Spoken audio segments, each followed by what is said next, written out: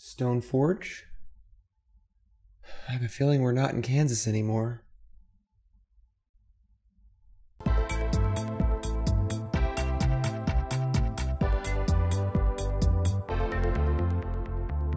Alright, what is up my friends? Welcome. Another Monday video here on CoolStuffInc.com, and we got a fun one for you here. This is a deck made by Aspiring Spike, fellow streamer, fellow content creator. Aspiring Spike, always streaming Modern and stuff like that. Good content, good stuff, always brewing decks. And Aspiring Spike's been working on this deck for a while now.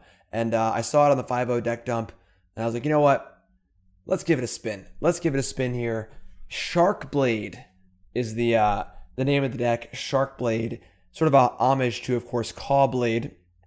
This is a Stoneforge Mystic based blue-white deck, based on equipment, of course. We have our two swords and our Batterskull, and instead of having Squadron Hawks as a cheap flyer to put Sword of Fire and Ice and Sword of Feast and Famine on, we have sharks instead. That's right, flying sharks. Why do the sharks fly? I don't know. I don't design the cards, but Shark Typhoon, of course, powerful card here, cycling to make flying tokens, and in this deck, even a 1/1 flying token is pretty good because we have our swords to put on it and so on and so forth. Later in the game, it can go really big, and that's basically just the gist here. We just have a blue-white sort of control, kind of like mid-range control-y deck here. Your counterspells, Remand, Force of Negation, Cryptic Command. Definitely not a full-on Cryptic Command deck here. We have some counterspells, but not all. No Snapcaster Mages. You know, we're playing Path to Exile, Spell Snare. 2 copies of On Thin Ice. Pretty cool card here. Obviously, it can be an enchant our snow lands, so our basics. Pretty heavy on basic lands. Teferi Time Raveler, of course, very good card. Jace the Mind Sculptor. Just doing those blue-white Stoneforge kind of things, realistically. 24 lands, 2 Castle Ardenvale, 2 copies of Field of Ruin, and we're just playing that Stoneforge grind. Sideboard's got usual suspects here. Rest in Peace, of course, very, very good, and no Snapcaster Mages, so no contention there. More counterspells in Rejection and Dovin's Veto. Good against Tron, good against non-creature spells. Narset Ardor Veils, obviously very good against decks that draw cards. Aether Gust. Gust is a big one. Of course, good against the red decks like Prowess, Burn, things like that. Very good against Primeval Titan, one of the more important cards in the format. So kind of just a simple, straightforward strategy, and we're going to see how well our sharks can hold swords. Because a flying shark holding a sword is just a natural thing to see. So we're going to get to the games, but first, a quick word from our sponsor, CoolStuffInc.com. Cool Stuff Inc. is proud to sponsor Jim Davis. We offer great deals on card games, tabletop RPGs, board games, and more. Get a free token featuring Jim Davis and take 5% off your next order if you use the code JIM5 at checkout. CoolStuffInc.com. Cool stuff in stock. All right, round 1, win and die rolls. Let's go. Shark Blade time. And that's a pretty fine hand. Stoneforge Mystic, Force, blue card, removal spell. We can keep this. We can keep this for sure. Opponent mulligans to 6. We're definitely not a hard control deck. You know, we have some counter spells. We're not playing Mystic Sanctuary. We're not playing, you know, Teferi, Hero of Dominaria, or like super long game cards. We're definitely looking to win the game, so threats are important. So, opponent mulligans to 5. We're off to the races here. I guess we'll lead on Plains. I doubt we'll want to cast Path to Exile on turn 1, but this also might make them think we don't have a Force. But Dark Slick Shores, interesting. Thoughtseize. All right, well, we're not going to turn Thoughtseize into Hymn to Turok here, so we're just going to let this resolve. They're probably going to take a Stoneforge Mystic. I think that's fine. Pitching Force, just too risky. If they're playing kill spells, they kill the Stoneforge anyway. It's not worth it. Sounds good. Untap and draw. Another path, probably not going to be good. I'm not sure what Dark Slick Shore's Thoughtseize is, honestly. River of Tears? Is this like a blue-black fairy deck? What's going on over there? All right, end step, draw. It's very Time Raveler. I mean, River of Tears, Dark Slick. River of Tears is, whew, that's an old one. I guess we can just jam here. I mean, they could certainly have Remand, Mana Leak, a million different types of counterspells, but I think this is just fine. Just see what's up. Omen of the Sea. Okay. Not a Yorion deck. Officially, I have no idea what's going on. I'm intrigued. Omen goes bottom top. Teferi resolves. Get Teferi plus, I suppose. And they could have like Eliminator or something to kill it, but I think we're okay just plussing here. Like a little more info on what's going on. Blue, Omen of the Sea. Sure.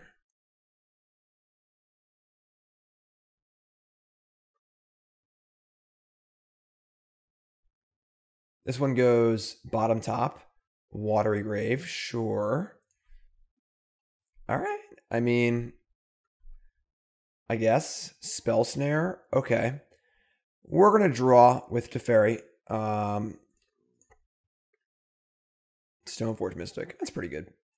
All right, let's pop off here. I got Stoneforge with a Spell Snare up, as well as Force of Negation, which feels pretty good. And we're going to get, now you want to get Sword or a Batterskull. Obviously, if they kill my Stoneforge, casting Batterskull is kind of tough. It's probably just Batterskull, though. If we had a Shark Typhoon in our hand, I'd be more inclined for a Sword, but Batterskull is a threat in and of itself.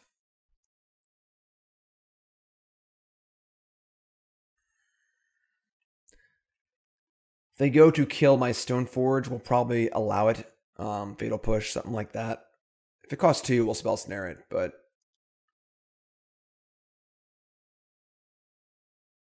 why don't I mulligan to 5 this game, too? River of Tears. Kind of a cool card. The problem is it's specifically cool because of how it plays, where you can either play it and Thoughtseize, or play it, say go, and cast Force Spike. Says, I don't know how a cycle of these cards would work. You know, like what's the green-white one look like? What's the tap 4 when you play a land? So black, Inverter of Truth. That's bold. They have 1 card in their graveyard. Well, we can't do anything about this. And we can't counter an Oracle of Truth. Or Oracle of the Thassa's Oracle, I mean. We might just be dead. Dimir Inverter in Modern. Oh, we have Spell Snare. Spell Snare works. They don't know about Spell Snare. Spreading Seas, sure. Draw it to Teferi, sure. I mean, plus the Teferi, sure. I mean, we're just gonna pat the Inverter and Spell Snare their thing, and then that's the game. So cool.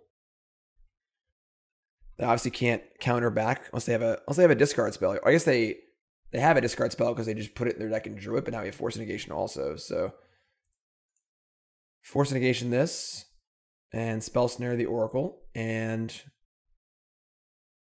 should be a clean kill here. Unless they have another discard spell. Or a... No, that's it. And all right, so we drew Spell Snare. We won the game. Haven't seen many Inverter decks in Modern, I'm not going to lie. Definitely interesting for sure. Definitely a good Teferi matchup, that's for sure. All right, so what are we bringing in here? We're going to be bringing in our Narsets and our Dovin's Vetoes. We even want Veto? It's funny because Inverter doesn't have dig through time in Modern, while it had it in Pioneer. Is Veto even good? Spreading Seas seems pretty unnecessary. That feels like a pretty safe one. Teferi also seems pretty good. I wouldn't mind cutting one of the swords, maybe. I got some kill spells too, honestly. You can cut like a path or two.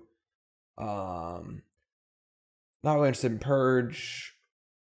Rest in Peace, Rejection, Spreading Seas. Yeah, this is fine. Rest in Peace could obviously make Inverter a little awkward, but not really worth the trouble, I don't think. If they had dig through time also, then yeah, but I think we're like decently happy here. Obviously our Planeswalkers are pretty good.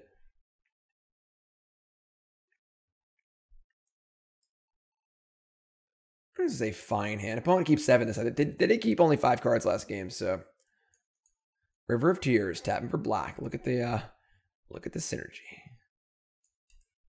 So taking Stoneforge again, probably.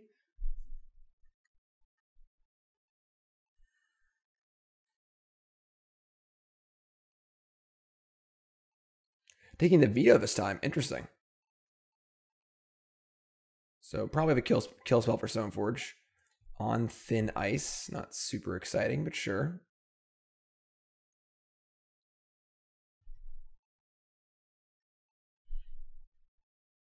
Get ourselves a Hallowed Fountain. Stoneforge on turn 2, borrowing another discard spell. Polluted Delta, go. Sure.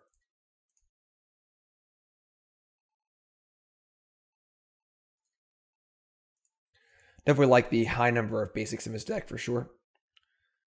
Teferi's good. That's a good draw. Play Stoneforge, make him deal with that. Now we have our Shark Typhoon, so I'm kind of interested in getting a sword here. Probably a Sword of Feast and Famine.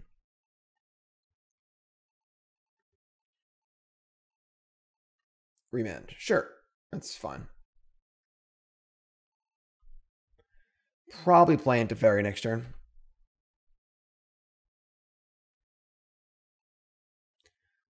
Thoughtseize. Sure. 4 cards left.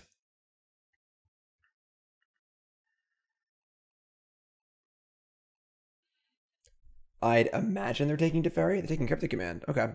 So they might be all rolled up here. I'm going to go for the kill over the next 2 turns, which is definitely a thing. We're going to Teferi and we're going to plus if it resolves. Nope, they seem to have it all. Remand again. All right.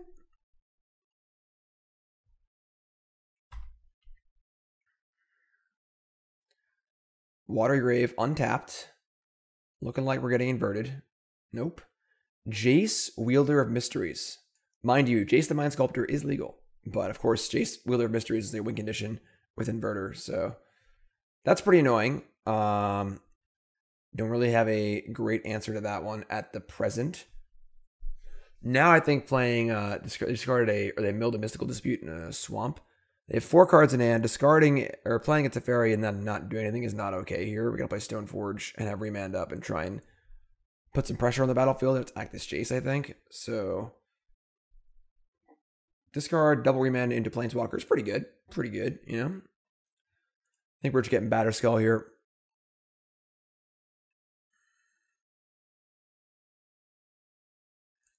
So I think the ideal sequence is they play a spell, we remand it, draw land, untap, and have Batterskull and Teferi. They're going to draw some cards off this Jace, though. Definitely going to draw some cards off this Jace. 1 black in the pool, Inquisition of Kozilek. Yeah, I mean, that's fine. Remanding that's not very good. So, can't take the Batterskull. Can't take the Shark Typhoon.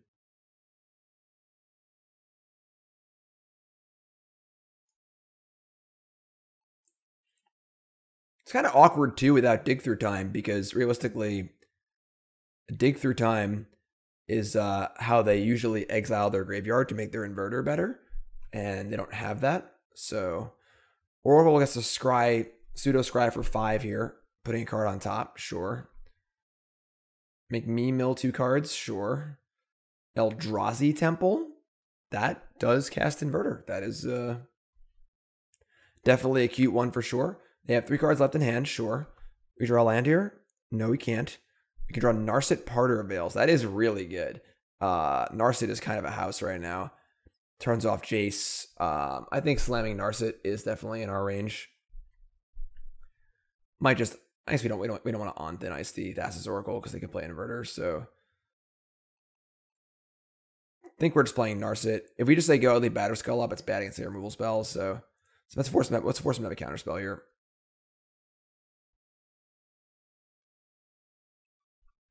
All right, just literal infinite remands. All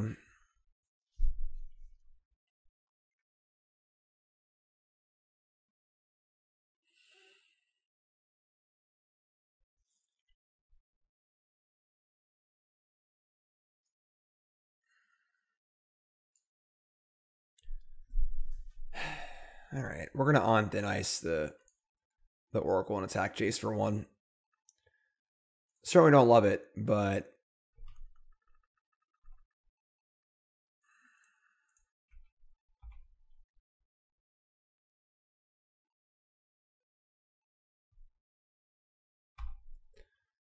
really a little chonked up here for sure. Love to have drawn some cheaper spells. Relic of Progenitus. I suppose that is a way to exile your graveyard. Doesn't really affect us too much, but all right.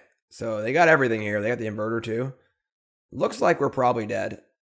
Yeah, we're actually dead because they can just plus the Jace and kill us. All right. I mean, their hand was really good that game. Just a lot of discard spells and a lot of remands on the play. Kind of sucks, but sure. Spreading Seas, yeah, just stay the same.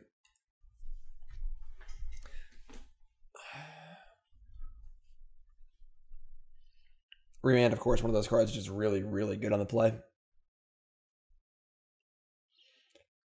Where my Spell Snare is at, you know?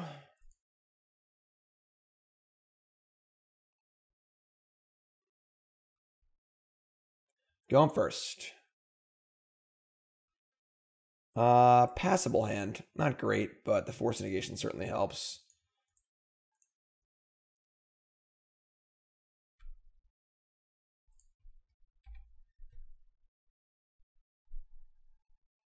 Definitely, if they cast the discard spell here, we might actually fire off the Force of Negation. Yeah, I think our Stoneforge is actually just too important for this hand, so we're actually going to fire this off.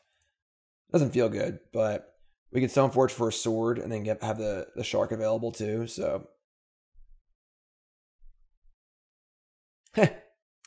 Or just draw a sword. That being the case, you might actually just get a Batterskull here. We also don't have an untapped land either, so.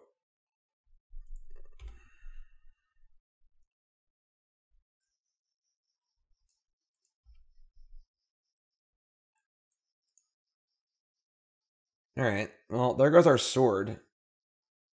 It's kind of lame, but Cavern of Souls on Wizard Relic. Well, that means that we can't counter their Oracle now, which is kind of a big game. Seachrome Coast, it's super awkward. All right. Just say go here. I mean, we have Batterskull at the ready. I honestly prefer to have the sword, but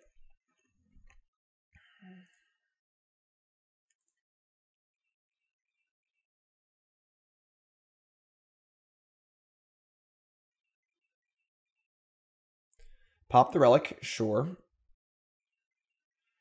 Eldrazi Temple, okay. Another relic, sure.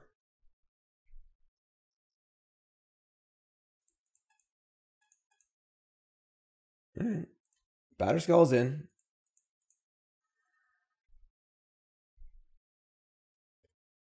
Snow-covered island does not make Ardenvale come in untapped, but I think that's okay.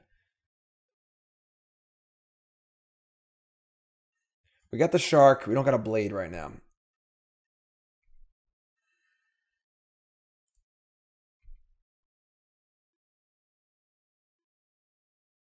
Sack the relic, sure. We can also Field of Ruin this Cavern of Souls and open up the count of the wizard line. Get a plains, make it so castle's untapped. Drowned Catacomb. Sure. Omen of the Sea. Sure.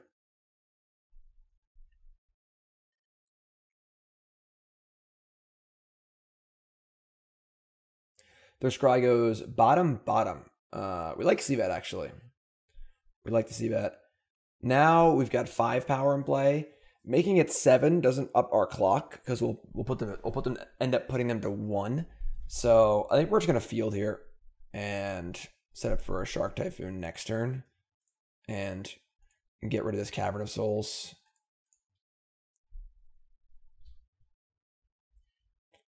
They could float mana here and then sack their Omen if they want to, but I think that's fine.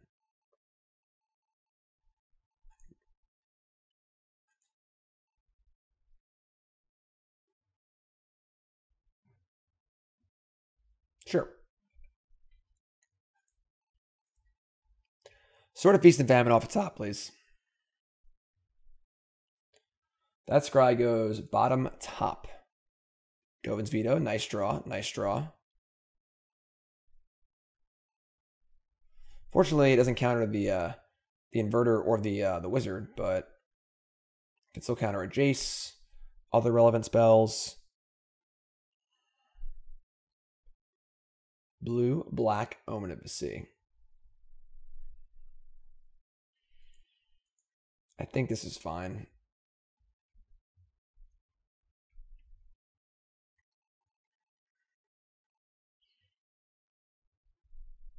Scry goes bottom, bottom. Love it. Again, even if they cast Inverter, they have cards in their graveyard they can't win like super quick. So blue, blue, hard cast Thassa's Oracle. Sure. That is not a problem either. You get to scry 3. See if they put a card on top or not. They do not put a card on top. So basically bottom, bottom, bottom again. We'll cycle Shark Typhoon and hope to draw some sort of counterspell for creatures.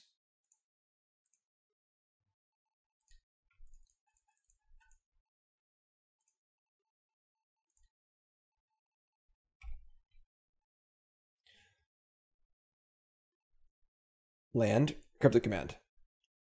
Spell Snare. That works too. That works too. So yeah, just slam jam.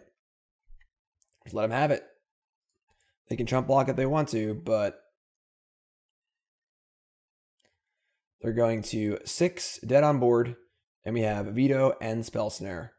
They play a 6/6. Things get a little awkward because it's still a 6/6, but with the ability to counter a Oracle as well as defend it. Well, I guess they would shuffle their Cavern of Souls back in, which could be a thing too, but the more cards they put in the graveyard, the longer it takes to them to win. Opt goes bottom.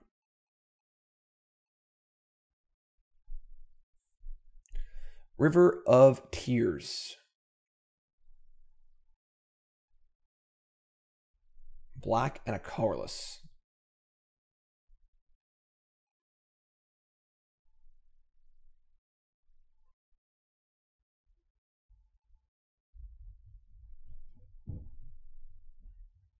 Brutality. Duress and Drain, discarding a land.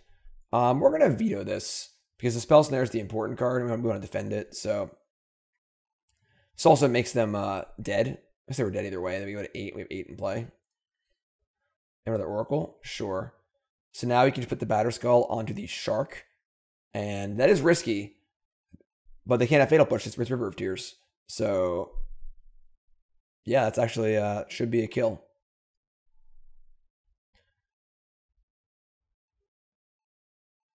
All right, works for me. So yep, we would just untap to move the Batterskull to the Shark and kill him. 1-0. Shark Blade. No blades that game, just very large and awkward battering rams that gain life for some reason. I don't really know why. Don't really get the flavor behind this card, but hey, we'll take it. All right, we'll take it. Lose of a die roll, 1-0 in matches.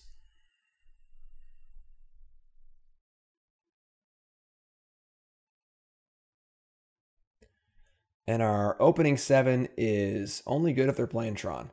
But even then, it's only a 1-lander, so we can't keep this hand. Close to being good. I do like Spreading Seas a lot. In some matchups, it's just a Stone Rain for 2 mana with cantrips, but we're going to mulligan. No cantrips in this deck. No ops, no serum visions, things like that. Kind of interesting. This hand is certainly playable. We're going to keep this. And we're going to ship the Mystic Gate, I think. On the draw with 2 cantrips and a Teferi, I think we're pretty happy just trying to draw a 3rd land.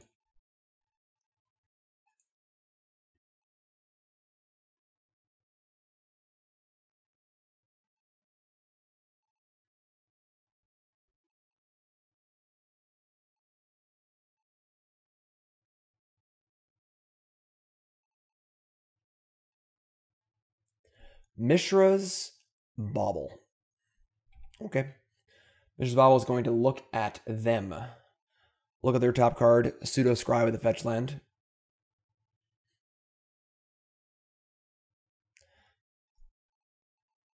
And it looks like they're going to fetch. Probably looking at a shadow deck here. I imagine we should be decent against. All right, they're going to say go, though. Draw a card. Draw another Remand. Remand is not very good against Shadow because all their cards cost 1. It's good against Gurmag Angler in particular, and that's it. So not a great hand here. I mean, on Thin Ice will be good. They just milled over an Angler. If they have an Angler here, they've got a pretty big boom boom. Teferi is really good if it resolves against them, but obviously it's not always an easy thing to do. If they have Angler with Stubborn Denial backup, could be in a bit of trouble here. Thought Scour again. Milling Snapcaster Shadow, sure. These Death Shadow decks at times struggle with drawing action. Only have like, 8 threats in their deck. A lot of cantrips. We're going to get our Hallowed Fountain tapped. We're going to untap and play Prismatic Vista. And we drew a land. So we are online for a land next turn if we want it. Meaning we can play Teferi. I think we're going to leave up Remand here. They do find an Angler. Remand's really good. It can still cantrip and slow them down. And playing Spreading Seas is not going to do too much against them. Turning a Watery Grave into just an island is not super relevant. So I think I'd rather slow them down a little bit than guarantee our cantrip.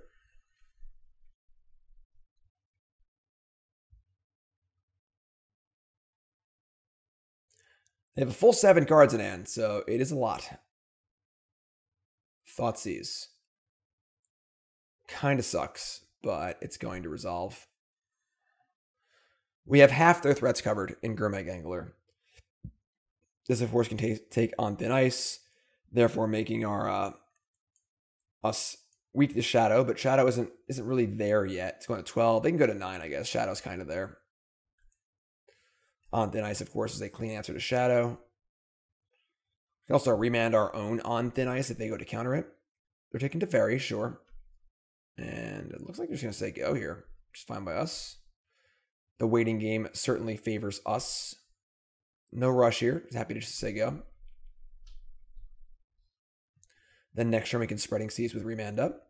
Hitting their red sources, that's relevant. They usually only have 2 of those, like a Blood Crypt and a Steam Vents.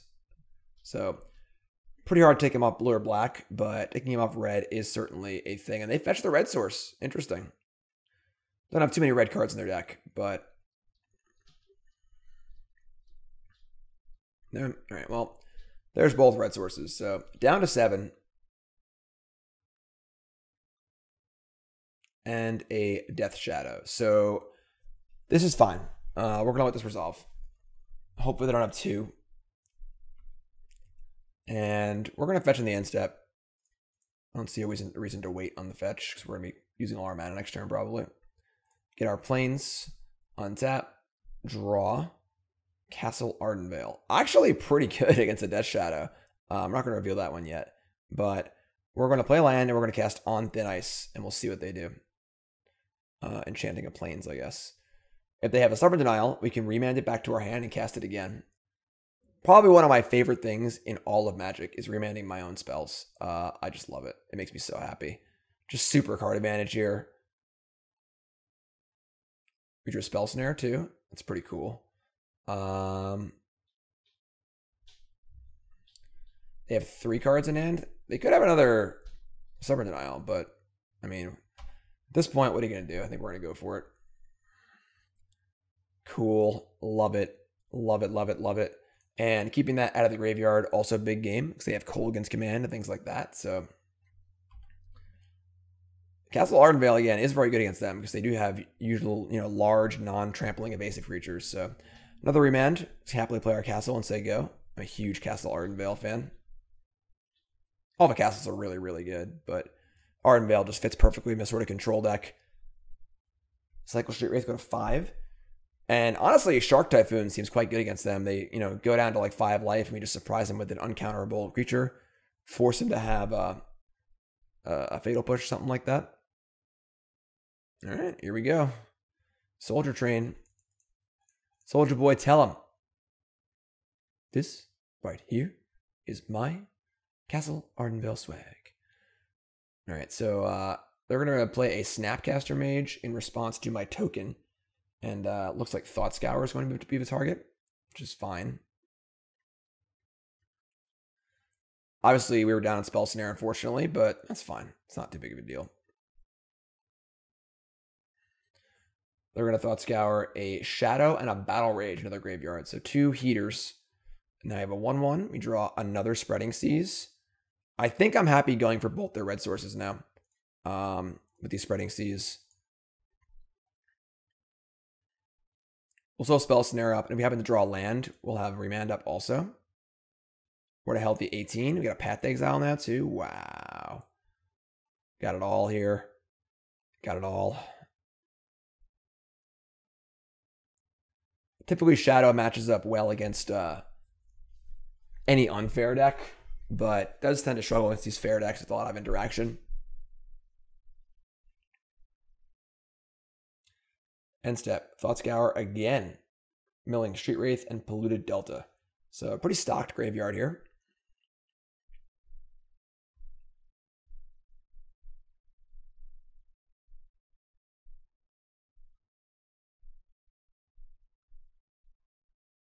Fatal Push the Human. Okay. It's dead. At 18, I'm not too worried about that.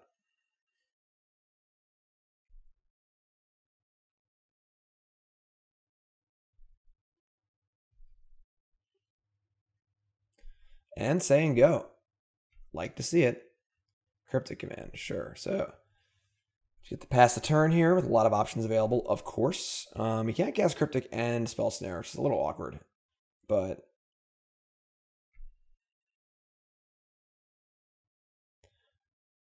they attack with Snapcaster Mage. Now, what do we want to do here? We, of course, could make a token and block. I think we're just going to take the 2 and not tap out.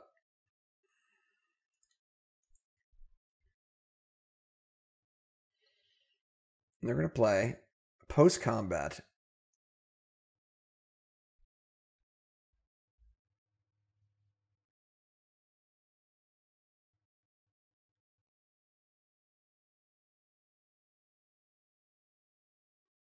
Post-combat. Casting a spell. You can see it over here. Gurmag Angler. All right, so we're going to cast a Remand here.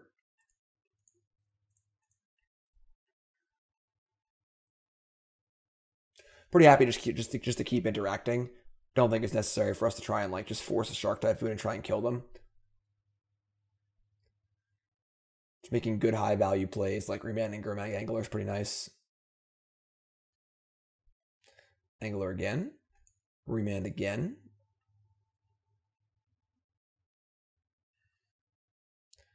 Draw Force of Negation? Sure. Fetching down to 4. Gonna get a Swamp most likely and cast the Angler for a 3rd time. Once we untap, we have the ability to counter a Stubborn Denial as well, so we can just path this. Oh, they're going to 2. Wow. Risky. They still have 5 cards in hand, which is a pretty good amount. Of course, we have 6, but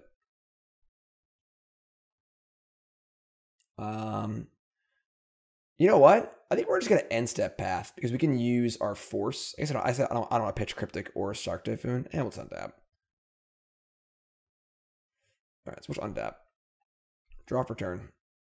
It's Detention Sphere, another fine card. I do love the idea of leaving up our Shark Typhoon just for lethal, which is pretty good. We could say go on the Angler and just kill it on their turn, but I think we're just going to do this path right now. Well, they only have 2 mana available.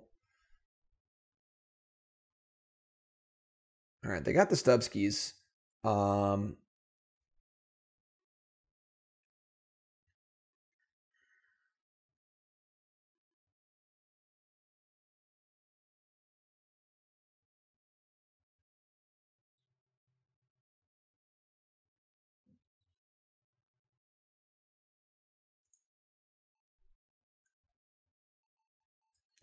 Still have 2 Stubborn Denial left, possibly.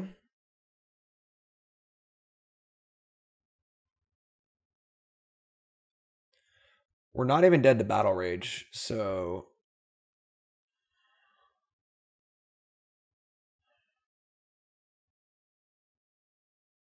I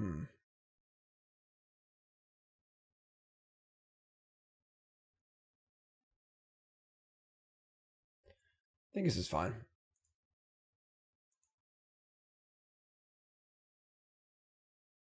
I think we're just going to go for the Shark. We can defend it with Force of Negation and then untap and have counterspells to defend it as well. So, pretty sure they can't kill us. And then I'm pretty sure the Shark will just get him and they have no recourse unless they have multiple Fatal Pushes. So, we'll also make a 2/2 Shark so we can play around a Snapcaster, I guess. You have 3 cards in hand? Sure. Should take 7. Whatever doesn't kill me will make me stronger.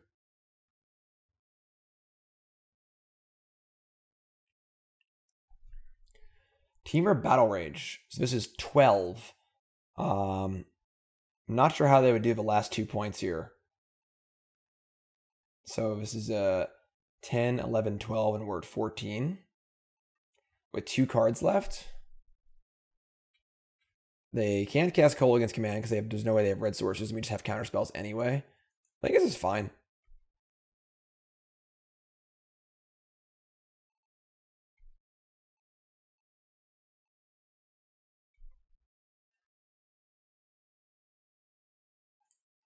Cycle Shark Typhoon for 2.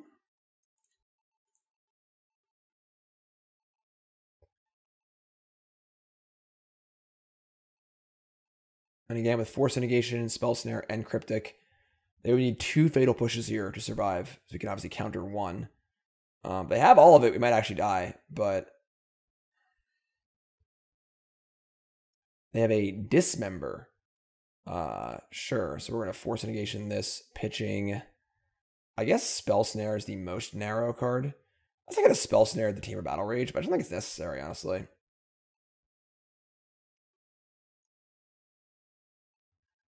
One blew up. They have another Stubborn Denial? No. Close game, though. Close game.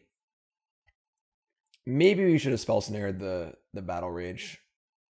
Because if they had a Stubborn Denial there, we would have untapped and had to have had a significant amount of things to survive, which she might not have had. So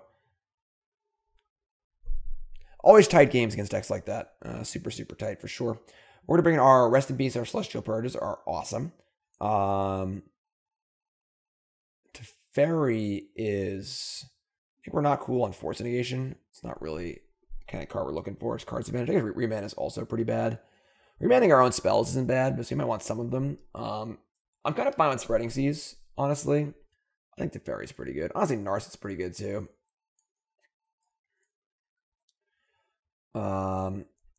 You do only have 5 1-mana kill spells. You also have D-Spear and Teferi. Jace is good too, honestly, just bouncing something. You see a Purge as well. Especially on the draw, I think I'm pretty happy cutting the remands. I think I'm pretty happy with this. Dovin's Veto is certainly fine, but I don't really want to negate, honestly. It's a little narrow. I think in Thoughtseize decks, you don't want to have too many narrow cards because they can kind of pick your hand apart and then play around the narrow cards. Ooh, this is an awkward hand. I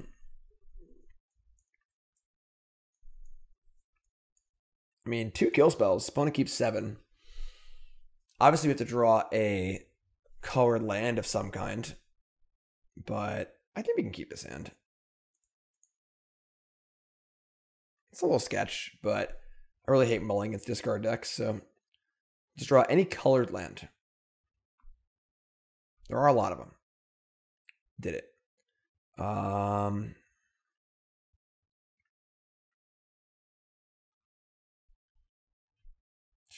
Sure.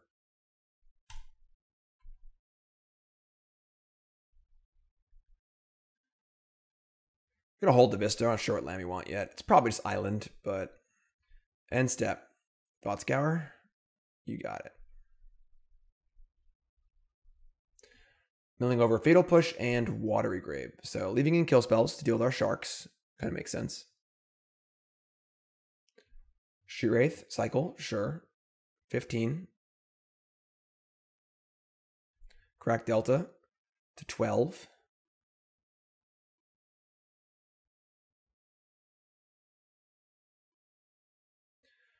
Spreading Seas target acquired, which is good. They did show 3 red sources. I think Liz used to play 2 back in the day, but Hooky Brutality for a Duress. This is fine. This can only hit our 1 card in our hand. So it's funny, if we didn't have his path, it actually would just whiff, which is hilarious. It's always enchantments in our deck.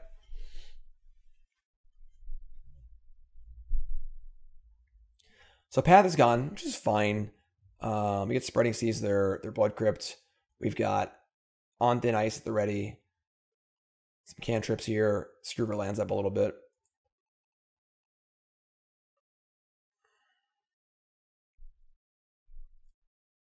Mystic Gate.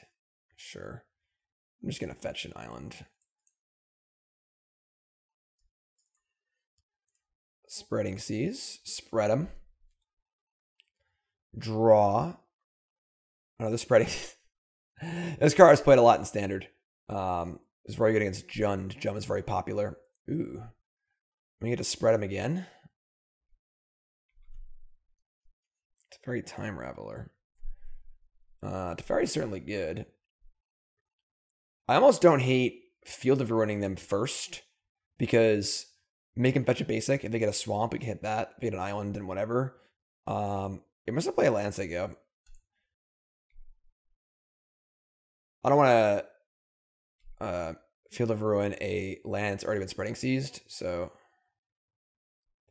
And then we can also play Teferi through a Stubborn Denial next turn. Don't want to get Force Spiked. Cling to Dust, targeting my Path to Exile. I do love Cling to Dust. Very cool card.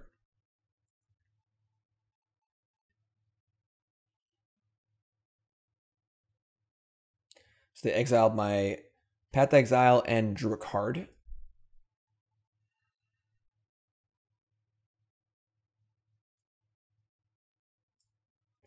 And a Thoughtseize. Alright, it's fine. Probably taking Teferi, but our hand's all cantrips anyway for the most part. Just cantrips and a kill spell, so. Eventually we'll get this sword down too.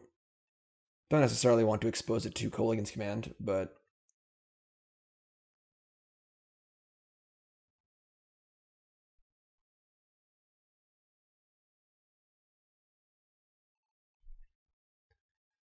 Interesting. So. Yeah, it's fine. So now we're out of kill spells, but they're going to have a lot of islands in play, so. Could be worse.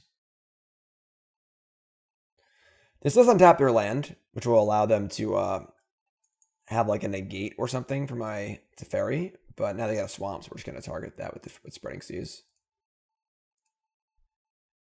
Castle Ardenvale. I do love me some Castle Ardenvale. Alright, let's spread that swamp.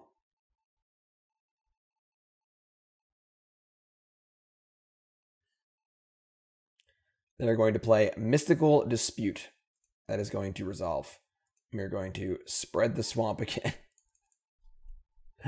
Blue-white land destruction. Making it black. Cling to Dust number 2? No, just floating a black, sure. Next turn we got Castle. We also have Sword too. Sword's obviously very good with Teferi. I mean, Sword's good with Castle, I mean. Alright, so they can get another Blood Crypt here. So now they have all their colors are back online. But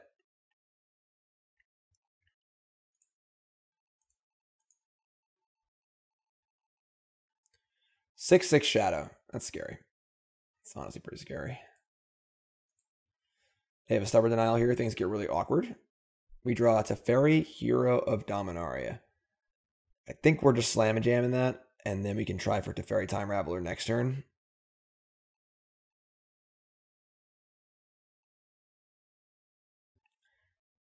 Just making a Castle Ardenvale token is too... oh my god, I screwed up. I didn't have planes in play. Well, that's really awkward. I don't love Mystic Gate, not gonna lie. All right, so I obviously made an error there. I thought this came in untapped and it didn't. So now we got to just cast Teferi Time Raveler, which are probably gonna counter with Stubborn Denial, which is fine, I guess. But yeah, all right. I mean, they would have countered with Teferi Time Raveler anyway, or Hero of Dominaria anyway. So certainly awkward, not an ideal scenario. Not having Snapcaster Mages definitely hurts this matchup a little bit. Well, I guess our path got exiled to Cling to Dust anyway. All right, so no augmentation, just a 6/6 means they have no lands in their hand. They have 4 spells in their hand. Probably dead, feels like. So we can draw a 1-mana removal spell. We did not.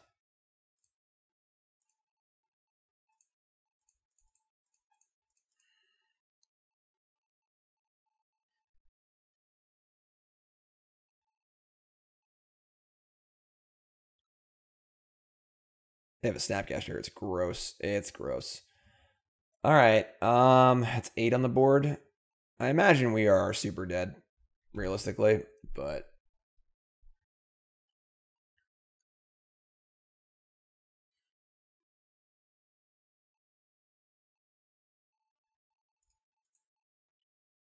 no verdicts anywhere in the 75 is also pretty interesting. I feel like at least 1 or 2 verdicts in the sideboard is pretty apt.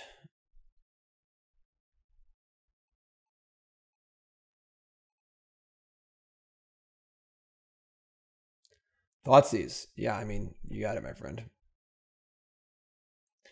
8, 9, 10. So fetch land kills us. Don't appear to have it. We go to 3. It's not dead yet. Mostly dead. Basically dead.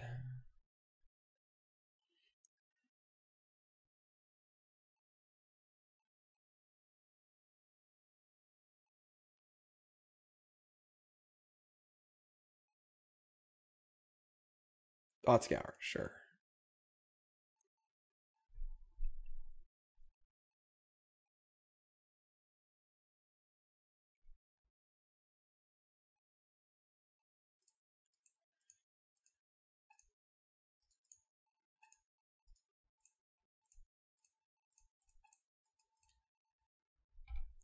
Fatal Push for the win. No? Ugh, I keep playing. I don't actually think we have any outs, so I don't think it actually matters.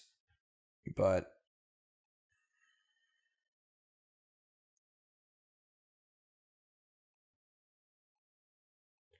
Brutality for the shock finish. Okay, you win. Yeah, that's a tough game there, honestly. A tough game. Drew a sword, never did anything to go with it. Their 1-mana counterspell has kind of just got us. I mean, Veto can defend our stuff. Remand can sort of defend our stuff. The goal is to kind of like just overload them, I think. I think this is fine. I'm just going to leave it. I honestly, I can see cutting Cryptic Command, actually. Maybe we cut the Cryptic Command for like 2 remands. It's good against Angler on the play, and then it's good at defending our 1-mana spells. We can just remand them and cast them again. Cryptic is pretty bad. It's really, really clunky. They're also playing Mystical Dispute too, so on the play. Killing me. Going to 6. Alright, sure. We can keep this. Opponent keeps 7. We're obviously pitching a land here. It's probably just Field of Ruin.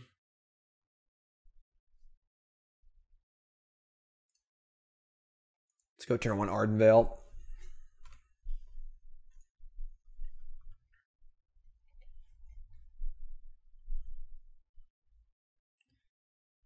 No discard spell?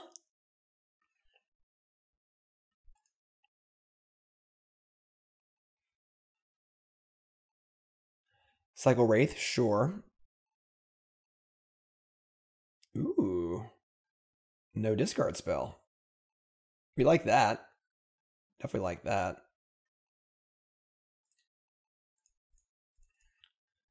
So this is going to resolve and get a Batterskull. So we already have a sword. Sure, it's going to die, but if we can resolve Narset next turn, I'll be really happy. So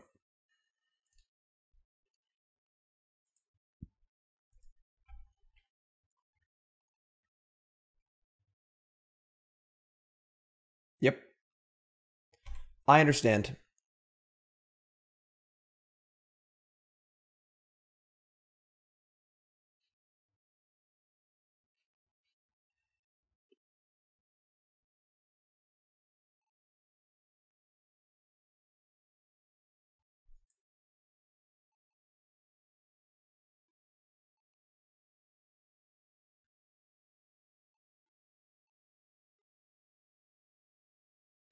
Brutality going for a duress. So swing and a miss.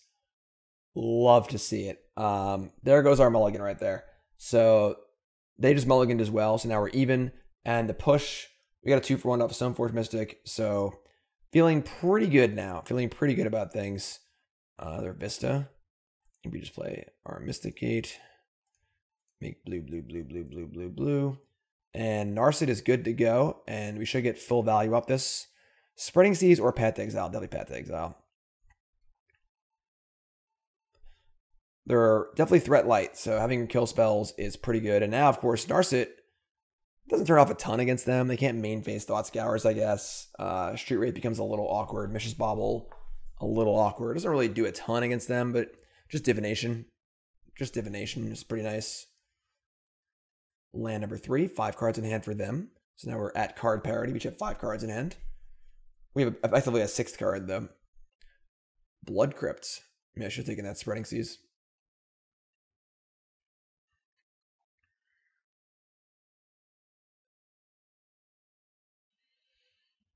What's it going to be? Breakfast 23. Nothing. Just saying go. Sure.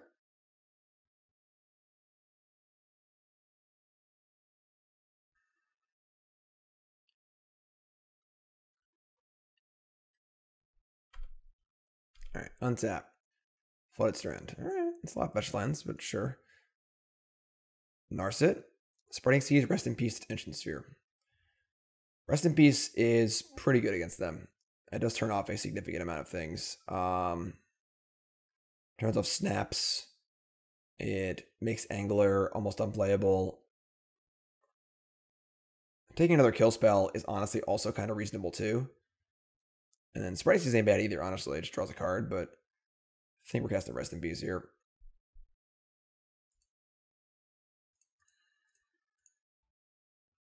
Just gonna leave the white open. Really hate filter lands. Just hate them so much. They're so awkward all the time. Filter lands are good when your mana base is bad, but that means your mana base is bad. You know, like if you need to like fix your double colors, and then when you don't draw the filter land, you can't cast your spells. So just think they're almost never playable. All right, Rest in Peace resolves. So goodbye, Gurmag Angler. Snapcaster Mage is now 2-1. That's good. That's not bad for us. Might Raw Dog a Snap here. Nope. Thought Scour, sure. Targeting me. We lose a Stoneforge and Remand, sure. Here's the snap. Don't cast another Thought Scour, my friend. Don't get passive bunked. All right. Raw Dog and Snapcaster Mage, sure. Not a problem. No reason to defend our Narset, obviously, because it has minimal value against them.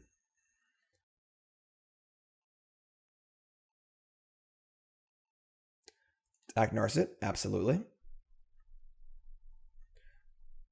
Going to want to play around Stubborn Denial, so probably not going to cast Batterskull next turn. Next turn is probably Sword with Path up. There's a Shadow. It's a 3/3. Fortunately, we can't get around Stubborn Denial. So if they have a Stubborn Denial here, it's going to be pretty awkward. They can just sack their fetch land. Draw Field of Ruin. Not great. Not great. Guess we're going to be pathing them on their upkeep and also just casting a Sword of Fire and Ice here.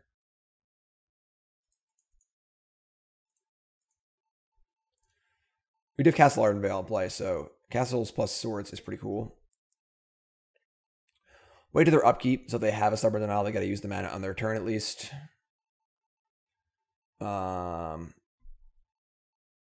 Ooh, I screwed up. Because I could have cast it now to play our Mystical Dispute while there didn't have a land in play. That was a mistake. I screwed up. If we get Mystical Disputed here, I'm going to look real dumb on the internet, which is basically my job. So, we're good.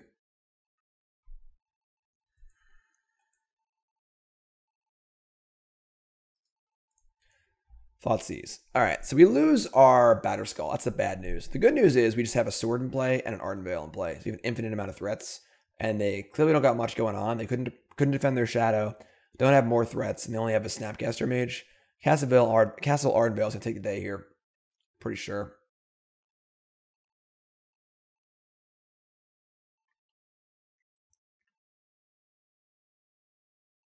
Long game so far. Untap. Or we'll draw Shark Typhoon. That works too. Oh, it's funny. I might actually just Castle Ardenvale instead and just draw out a Fatal Push because it's just necessary for them to Fatal Push it anyway and save a Shark Typhoon for later. They are approaching hard-cast Gurmag Angler territory.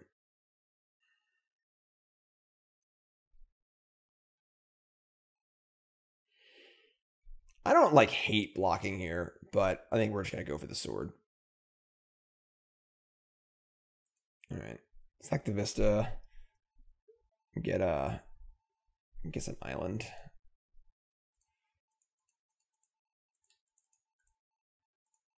Make a token. See if they have the old pusheroo here.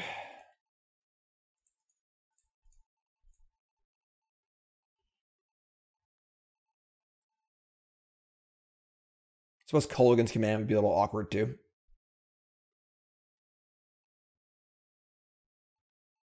Yeah, I'm feeling Kolaghan's Command for sure. All right, so they kill the 1/1 and kill the Sword of Fire and Ice. Obviously pretty good, but we just have this Shark Typhoon. So with them only having one card left, I'm pretty sure I'm just gonna cycle Shark Typhoon. Maybe I'll just make a castle and block the Snapcaster. Let's see what they do. Thought Scour, sure. We lose a Jace and a Spell Snare. Could cycle for 3 here. I kind of want to just make a token though. And block. Just keep them on no resources. Kind of try and draw out a Fatal Push. Yeah. They got a long way to go before Snapcaster kills us. I think that was honestly a pretty aggressive and desperate Fatal Push. They really feel like the Snapcaster has to go all the way.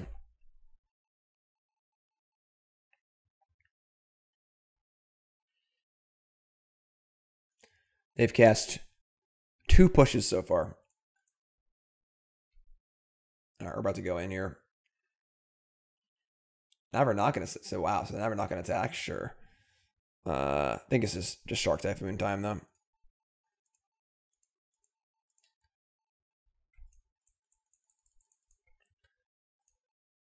Not exactly lethal, but pretty good. Pretty good. Baby Shark, do. 2-0. 2-0, Shark Blade. Not having at least one verdict in the sideboard feels a little bit like an oversight. Verdict's obviously very good. So that one stands out to me a little bit as a possible missing piece here.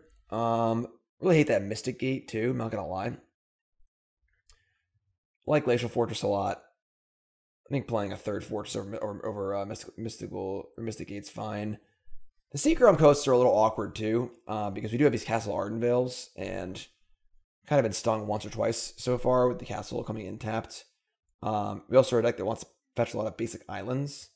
So I almost wouldn't mind playing a few more basics and playing one Prairie Stream and just not bothering with the Mystic Gate or the Seachrome Coast. You can fetch Prairie Stream tapped on turn 1 if you need to, or you can just play it later as an untapped fetch tool when you have 2 basics in play, because we have a lot of basics in play anyway. Definitely a possibility for sure. Going first, winning die rolls. Drawing Mystic Gate every single time. Great hand though, great hand. I get to keep this. Yeah, this hand's awesome. It's got it all. Question being, are we going to go for a sword or a Batterskull? We'll see what they're doing, I suppose.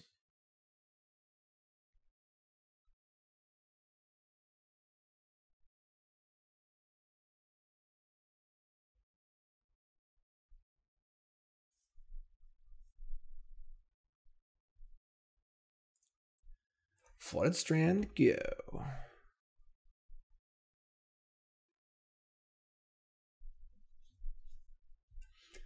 Every culture has its unlucky numbers. In a city where you're either alone, in a crowd, or being stabbed in the back, 2 is the worst number of them all. Poor Watchwolf. Poor Watchwolf.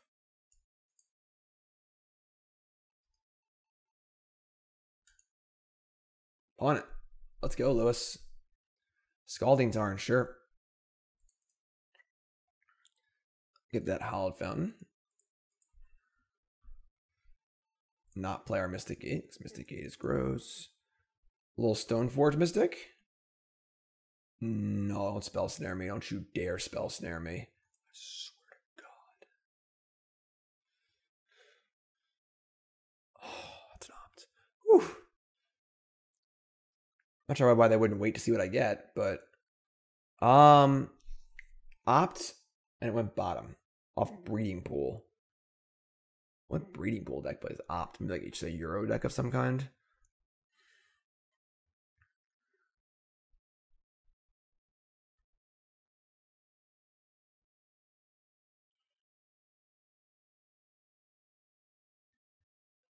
I think I like Sword of Feast and Famine.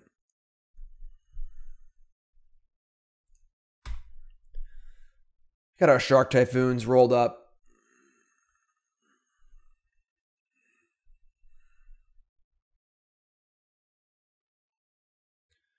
Some sort of teamer deck. Ren and 6.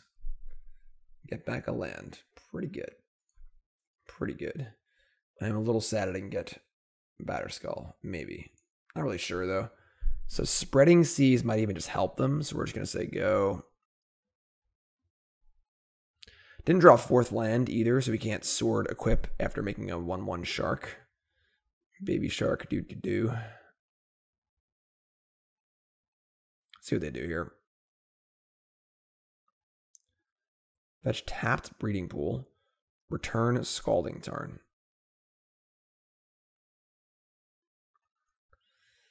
This is kind of terrifying because they can just bolt the Stoneforge in response to our equip, which feels terrible.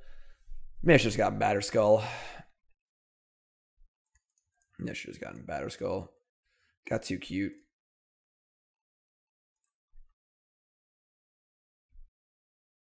Cryptic. I'm not going to draw land either. Oh, man, you're killing me out here. You're just killing me.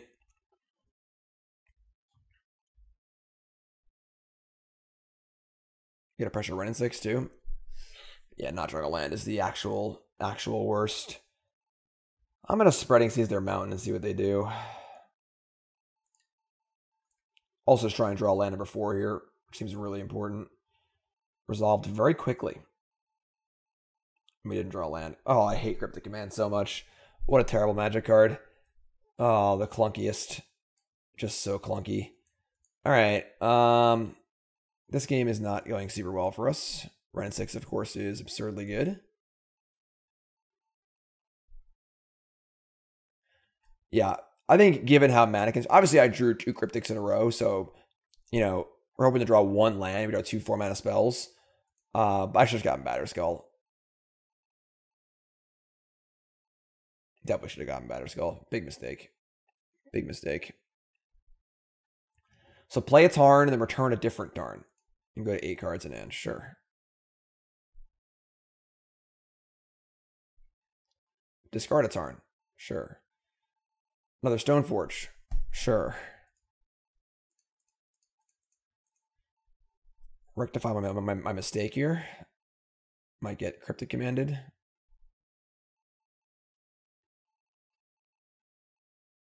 Yeah, definitely getting Cryptic Commanded.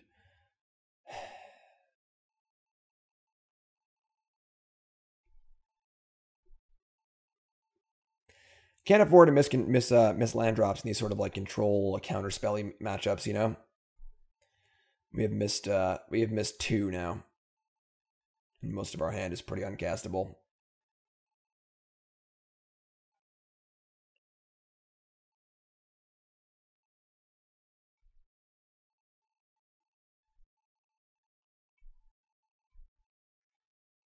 Oh my god. No. No, Seachrome Coast. Not like this. Okay. Well, we're not going for the equip. We're just going to play this tapped, attack Run 6 for 1 and say go, and sign up for a cycle on a Shark. Also have Remand Spell Snare up too, so... Oh boy.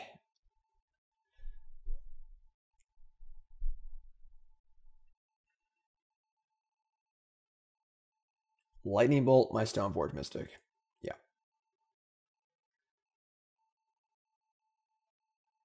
Yeah. Get back land, sure. It's almost like making a land drop every turn for the entire game is like pretty good, you know? Alright, so cycle Shark Typhoon. Baby Shark. Doo doo doo. Drew land. That's pretty good. Alright, I mean, they have a million cards in their hand, but in theory, if this were to hit, we would be in good shape. We're going for it. We have Remand and Spell Snare back up.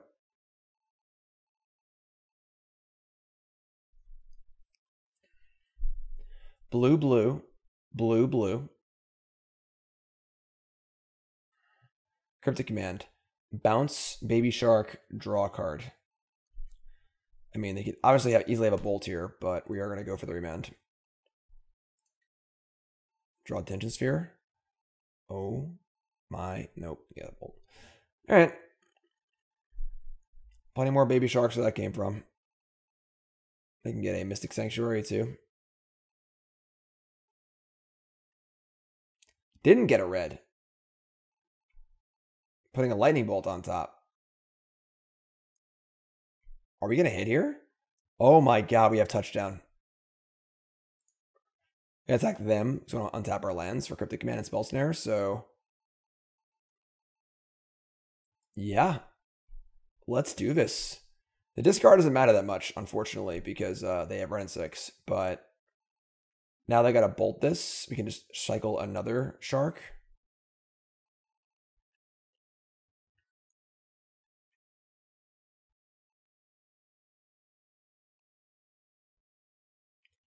One red in the pool. That's fine.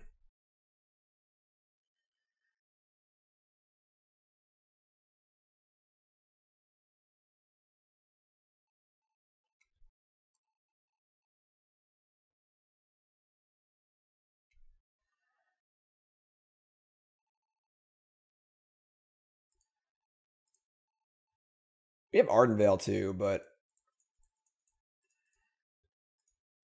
Baby Shark? This is a bigger shark than a Baby Shark. Let's draw a card here, trying to draw land too. We did it. And... Let's go for the equip.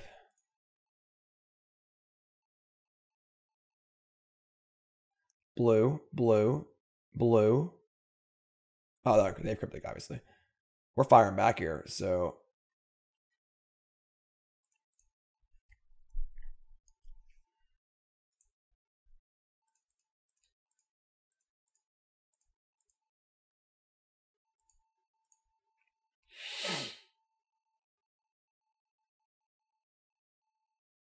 we're trying.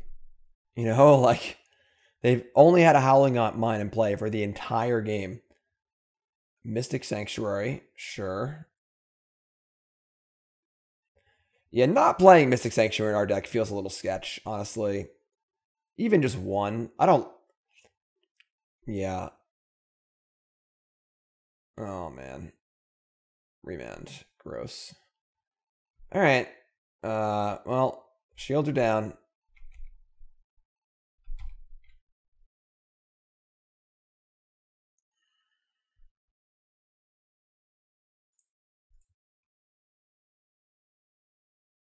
Still have Ardenvale.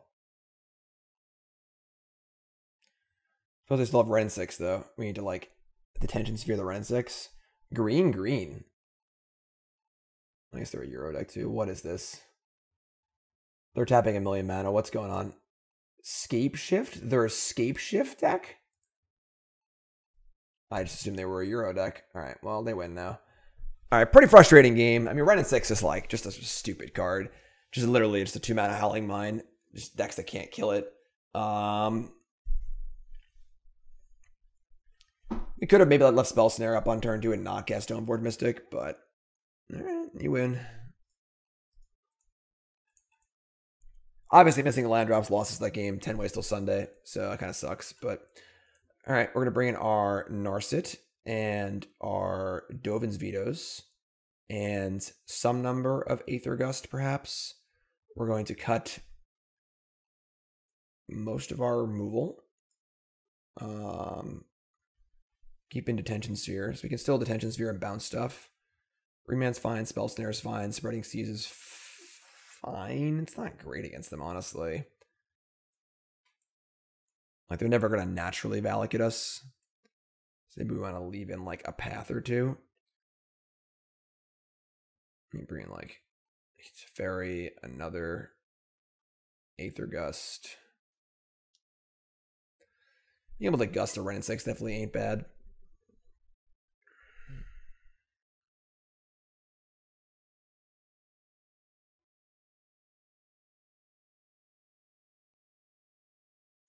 I guess Rest in Peace does sort of answer red and 6 and Euro. So maybe bring in those. Just do 2 gusts. I kind of like this. All right, let's try this. Also turns off the stupid Mystic Sanctuaries, so let's try this. Let's try this.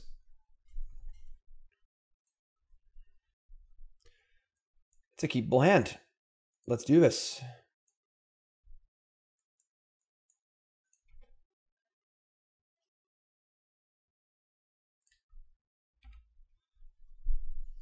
Rest in Peace or Stoneforge on 2? Probably Rest in Peace. Just try and resolve it before red and 6 can do stuff. Shockland, go. I mean, sort of like if you have Spell Snare, you have Spell Snare, you know? We're just doing it.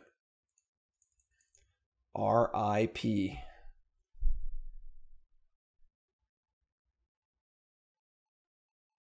Opt. You got it. I assume they're playing Euro also, so I even know they're playing Scape Shift too. I feel a little better about things.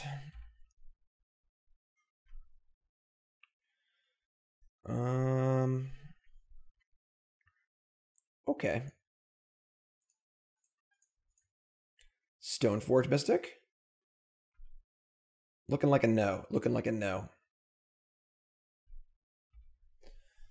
Shockland. This would be Growth Spiral, I guess, too, right? Remand, sure.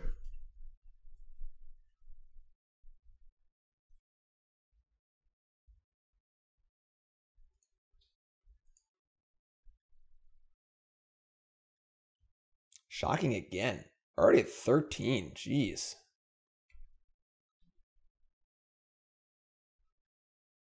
I mean,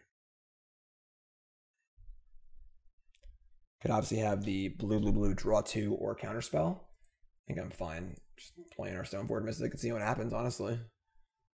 Rather they counter Mist and draw 2, so Stoneforge Mystic resolves. Now they can steal the Batterskull token, the Germ token, with the the thingy. We do have a Shark Typhoon also. We're getting a sword. And I think it might be Sword of Feast and Famine. I mean Fire and Ice this time. They have so many cards in their hand. And they're going to have dead cards because of Rest in Peace too, so...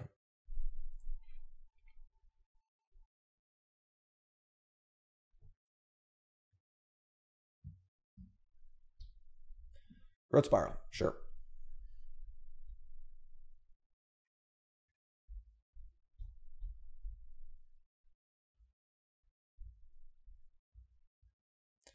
Mystic Sanctuary, naked.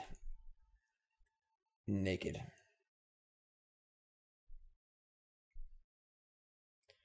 Rest in Peace number 2. Not good.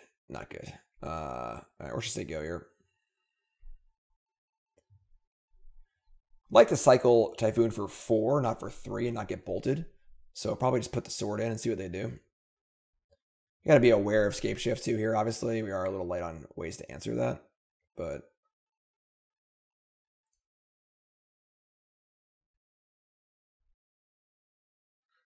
not much benefit to Field of Ruining. I guess just like not bad. It makes our colors better. Let me just do it, I think. Just field, then put in the Sword of Fire and Ice.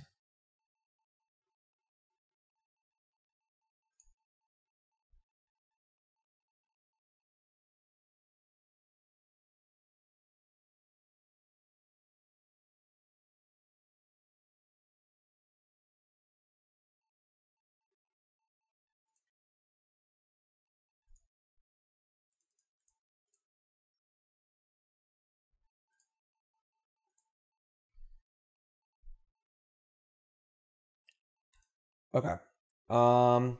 Could go for the Equipper and Stoneforge Mystic. We're just not going to do it, though. We're just going to wait. They have their own Shark Typhoon. That would suck, but... So we could have a 4/4 non-boltable Typhoon. All right, not going for the Scape Shift, or don't have it yet. One or the other.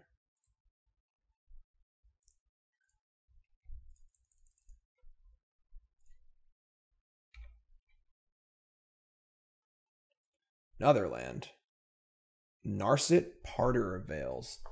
Narset's kind of nice. But you don't have enough mana to Narset and equip Sword and leave up Force of Negation. We could like pitch cast it, but I guess we could draw a 2 mana counter though. Let's go for the Sword. I'm gonna go on the Sharks. They can't bolt. It's obviously putting our eggs in one basket a little bit, but blue, blue, green, blue, Cryptic Command, bounce, draw. I'm okay with that. I think still pre-combat we're going to cast Narset and see if we draw a 2 mana counterspell or not. And if not, we'll just equip Sword.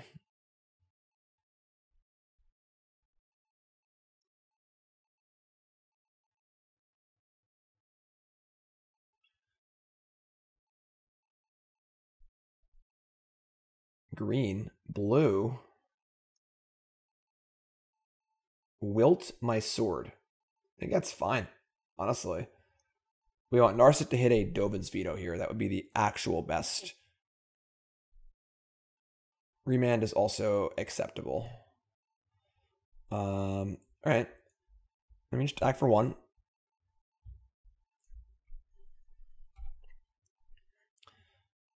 We have double counterspell backup, which is a thing. It's a start. They have 5 cards in hand, decent amount. Lightning Bolt targeting Narset. It's fine. Could be worse. Got some value off it for sure. Blue, green, blue, blue, green, green. All right, they're going for it. Scape Shift. Now, the question is, they make a land drop, they could recast Scape Shift. I think we force here, and then if they counter the force, we can remand our own force and try and draw a blue card, or we can just remand Scape Shift.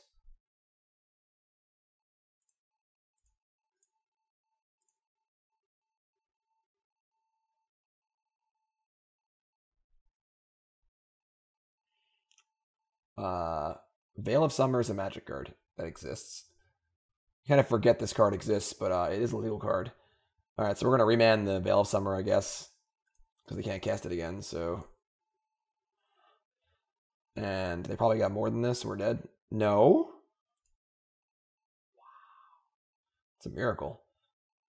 Sure.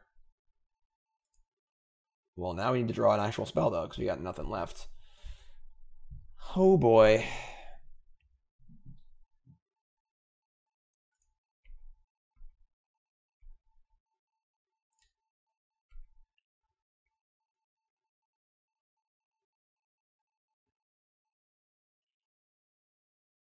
Blue, green. Euro Titan of Nature's Wrath. Up to 13, draw a card, play a land. And say go. End step. Just pop your Stomping Ground. It's also like the possibility we hit enough of their mountains that they can't actually go off anymore. Kind of unlikely, but... Alright, spell, please. That is a spell.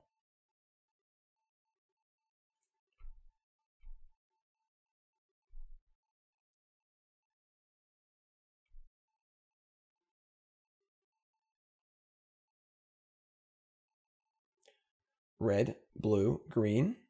No. No. No. Euro again. Sure. So, I mean, even with Rest in Peace in play, these are still, you know, gain life explores. Triple time walks with Stoneforge Mystic attacking.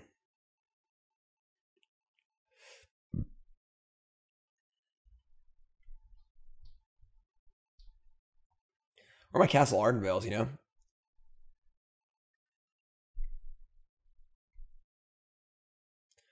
Aether Gust is a really good draw. That's not a bad one.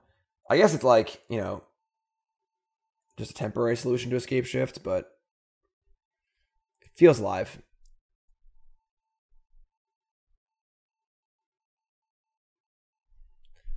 Play land, you got it.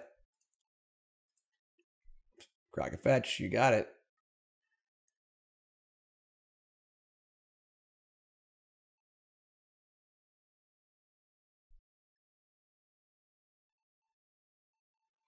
Crack a fetch, you got it.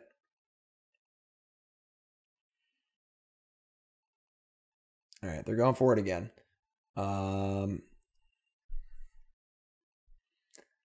They can't cast it again if I remand it. Which is just better than gusting it, I suppose. So if you draw a card. Alright. They only have 3 green. It's pretty funny.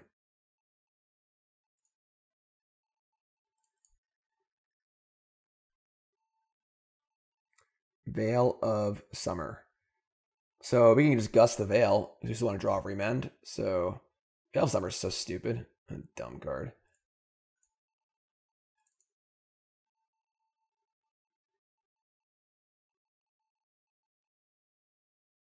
Cryptic Command. Yeah, that's a pretty good stack there. All right, I guess we're dead. Yeah, I mean, their deck does seem pretty good in these control matchups for sure. Seems like a pretty good fair deck. Definitely could have stand to draw on a Planeswalker or something, but counter that, and they Veil, Remand, they get Escape Shifts. All right, I'm gonna assume they have enough mountains. Steam Vent, Stomping Ground. Yeah, I'm sure they do, but let's make them do it, I guess. Kind of stinky, but what are you going to do?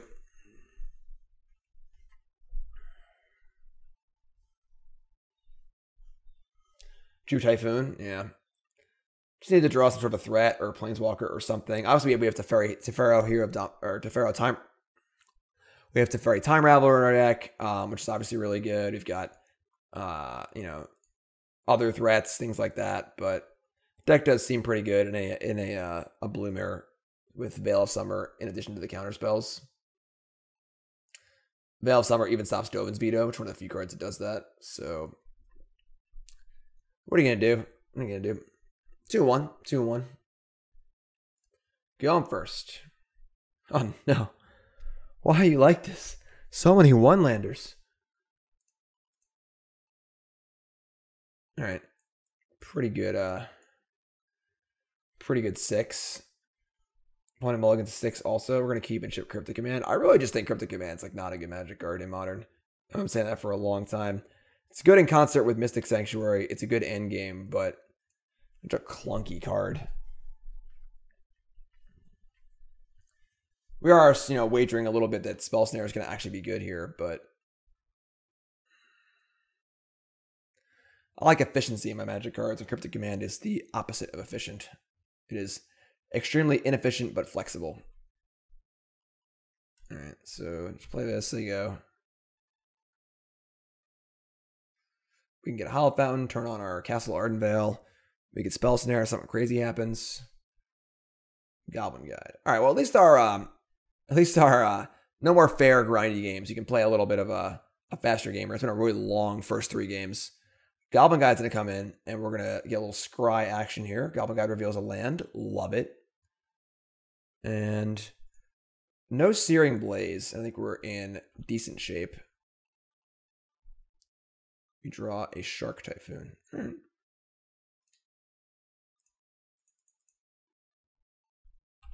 Searing Blaze, bad news. Anything else, fine. They bolt the Stoneforge, it's fine also. You'll get Batterskull. We don't take much damage from our lands. Spell Snare is really good against them. Don't play Searing Blaze. Don't. Oh, they have Searing Blaze. God. Always have it. How do they always have it? Searing Blaze is just unreal good. Another land. That's pretty good. Force of Negation's also not bad. I mean, pretty happy just playing Teferi here. Obviously, we're just building up to casting Batterskull, so hope they don't have a land, make them recast their Goblin Guide. Another Force of Negation, sure. Teferi also forces them to play their burn spells on their turns. We can Force of Negation them, which is nice.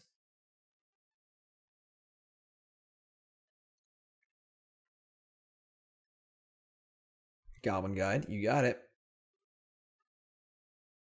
Don't play a second Goblin Guide. Sphere. All right. I imagine they're going to kill my Teferi here. No land drop is not the worst for us, though. I feel like we have a chance here.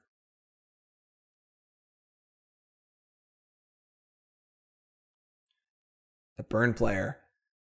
The conundrum, does the burn player want to go for the face or nah? Is the face the place? It is not. All right, so we're going to 10. They have 4 cards in hand, and they are all spells. All right. Top card is Teferi Time Raveler. That's interesting. Just run the same play again, set up our Batterskull. We also have Spell Snare available if they have a 2-drop. Otherwise, we're just Shark Typhooning to cycle and block Goblin Guide. And we can Force of Negation spells for Swiftspear. It's not bad either. And they're obviously setting up to hardcast Shark Typhoon. Batterskull. I think we can get there. Let me just play lands they go and cycle Shark Typhoon. Teferi, I don't like it. It's not really bad. It's also no guarantee they play a 2-drop next turn, because if you bounce the Goblin Guy, they're trying to cast it again, so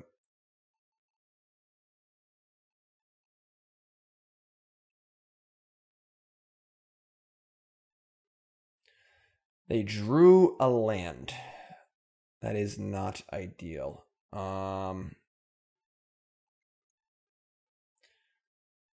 This is probably the turn we didn't want them to draw land, but Goblin Guide coming in. Here's the trigger. Reveals a Cryptic Command. Vomit. Ugh. I guess it's a blue card pitched to force, so whatever.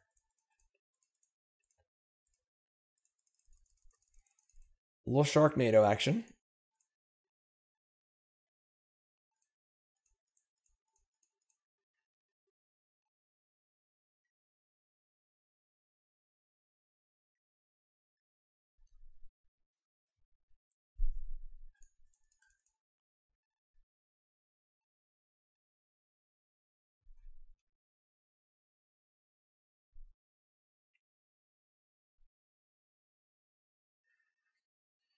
All right, so they're going to cast a spell here. I can't imagine we're not going to Force Negation it, no matter literally what it is. Lightning Bolt targeting Shark. Prowess, sure. So we're going to force this and pitch, what's the Teferi Time Raveler, I would assume. Because we're playing Batterskull next turn.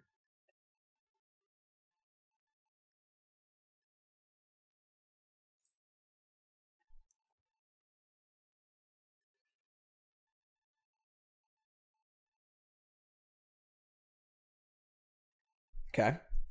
1 Prowess trigger. Draw Recycling. Move to blocks.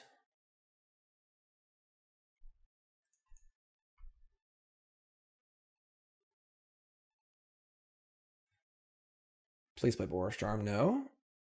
All right. We're at 8. We gotta go to 7 to cast this Batterskull, unfortunately. But is it Eidolon?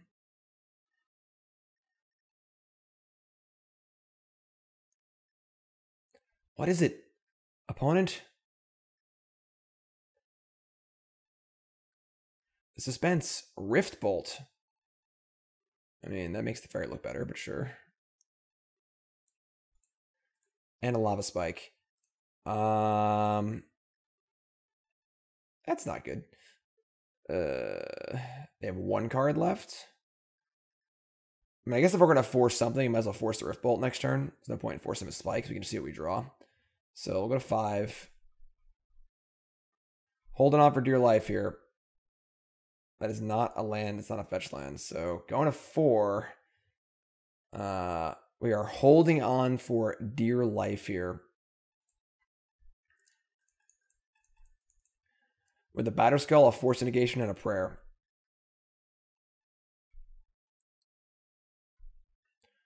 Gotta force the Rift Bolt. I think. Do we? Actually? We go to 1. Yeah, then they could say go. I think we actually let this resolve. I just take it. Because even though it's untap, we can Cryptic Command whatever they cast, or force and Spell Snare. I think this is fine. I don't see a reason to counter this. Any other spell is worse, I think. So, oh, draw a card, do it. Yes, we'd love to see that.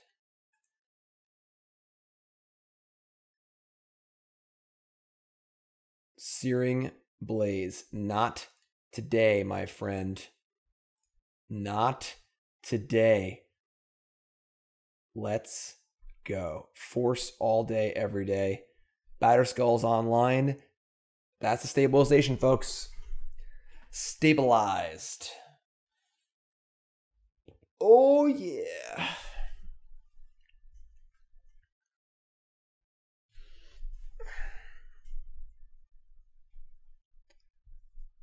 Let's go. Untap. Draw basic island. Not quite.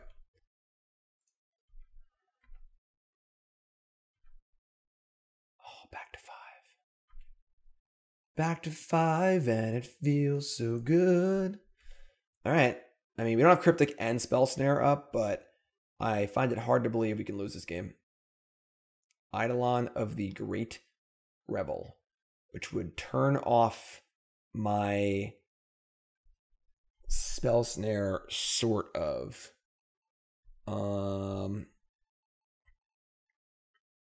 We can obviously cast Cryptic under Eidolon, though.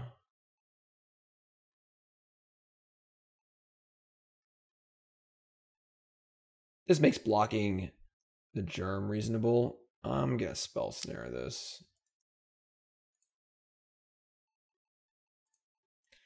We are shields down, but in a game 1 scenario, I don't really see what can punish us for this, so.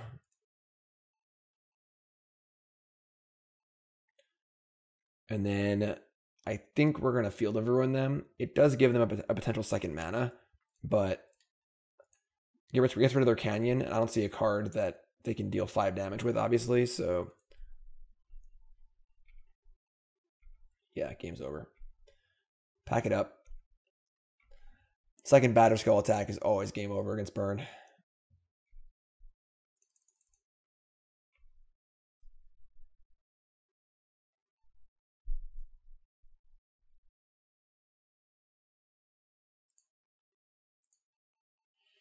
Yeah, we'll just counter draw. Like, we could let it resolve and leave Cryptic up, but like then they can like play a spell and double block maybe and stuff like that. So it's not worth it. This game's over, so.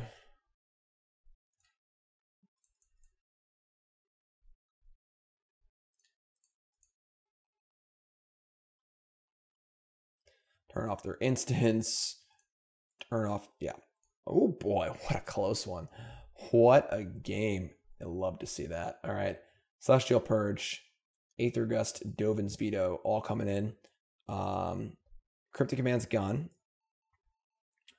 What else is slow and terrible? Spreading Seas is basically just Stone Rain against them, because all their cards cost 1 red. So I love Spreading Seas. We can cut one of the swords. I think Beast and Famine is probably the worst sword. Jace the Mind Sculptor, also pretty bad against them. Detention Sphere, pretty bad. Just worse than these cards are. I can see cutting an Aether Gust. Actually, I guess Gust is pretty good. It can just hit spells, too. Cut a Teferi Time Raveler. I think we want all of our Shark Typhoons. Honestly, I think that Teferi Hero of Dominaria is pretty good in this matchup. You just get to play it and then untap one of your 2-mana spells.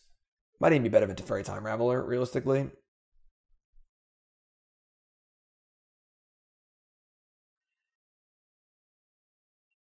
Just have so many 2s. On the draw. I want to cut a Typhoon for a Teferi.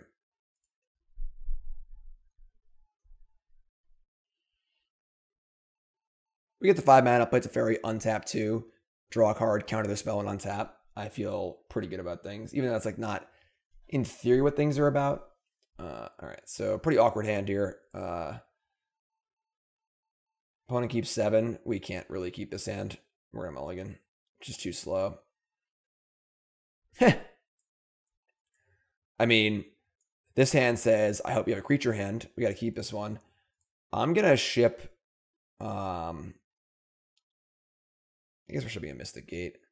Kind of want to ship Path, honestly, to make all our land drops, because it's unlikely they have 3 creatures, but...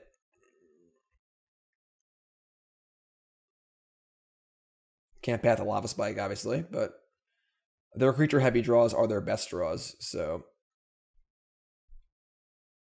We're gonna ramp them pretty hard, though. That's for sure.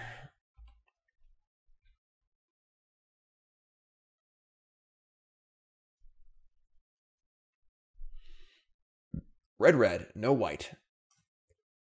And there's a Rift Bolt. And a Lava Spike. And a Path to Exile.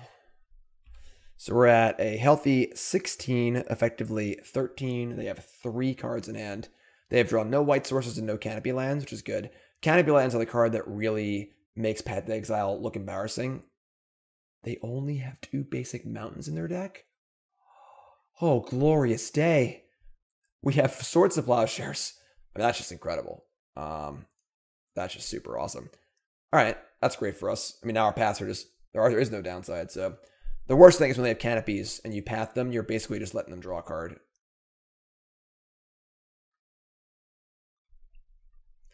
$13. I can't believe they drew both base up. They drew all 3. Wow.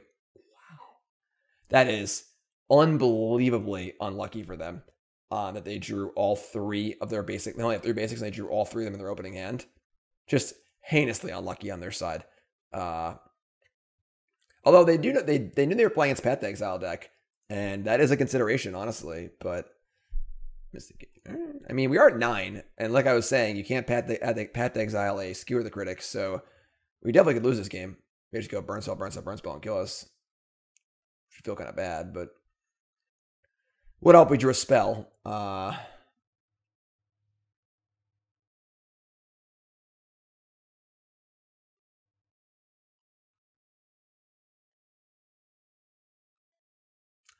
Survey says, are we toasty or nah?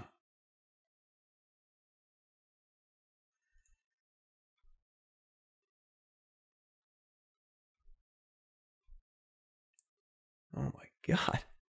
Come on. Anything.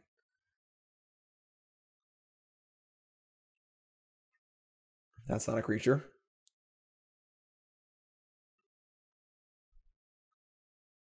This is embarrassing. All right. I mean, that is something, I suppose.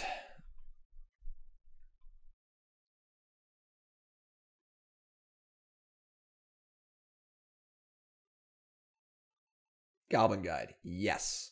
Yes, yes, yes. Attack me. Please. Land on top. Teferi Time Raveler. Love it. That's actually a really good one.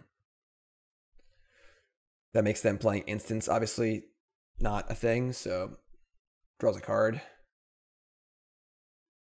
They only have 2 cards in their hand. Hopefully they're both Boros Charms, and we can just find a way to not get Boros Charm before they Boros Charm us.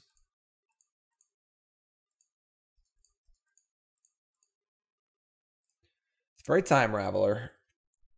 Resolves. Wow. Draw a card. Aether Gust number 2. Okay. Please draw a creature next turn. That's not Eidolon on the Great Rebel. One more Goblin Guide, please. That's a Canyon. So that's a white source. That's not good. Yeah. Okay. I mean, now we are on the clock because they're going to draw Boros Charm next turn. And we got to do something. So let's just draw the card Batterskull, please.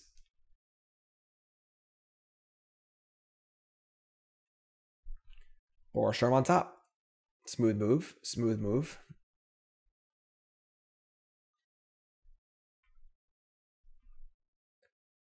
On thin ice. I would say that our 4th copy of Source of Plowshares is not really doing it. One more turn to draw something. Honestly, Spreading Seas would have been great too. Imagine Spreading Seas here. You just turn their white land into a non-white land. Draw a card. Pretty ideal. All right. This is it. We've delayed the inevitable for a very long time here. Nope. All right. I mean, kind of a frustrating game. We just drew literally all lands, but that's fine. It's fine. It's not a big deal. Game three. It's funny because I did say I wanted to get rid of the 3rd path because we didn't need 3 probably, but keeping a land, we draw lands anyway, wouldn't have changed anything. I wanted to keep lands so we drew some spells, we can cast our spells on time, but right. All right, on the play. Yes, please. Yeah. This hand plays nicely. Again, Spreading Seas 2-mana Stone Rain. You draw land, but yeah, Sphere. Sure.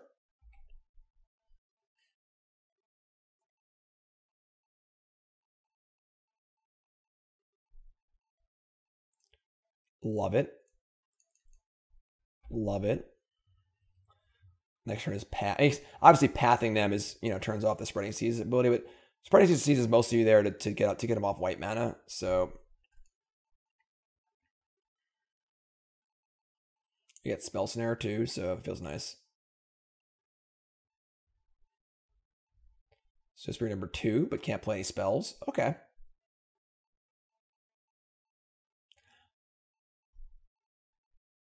Dovin's Veto? Sure.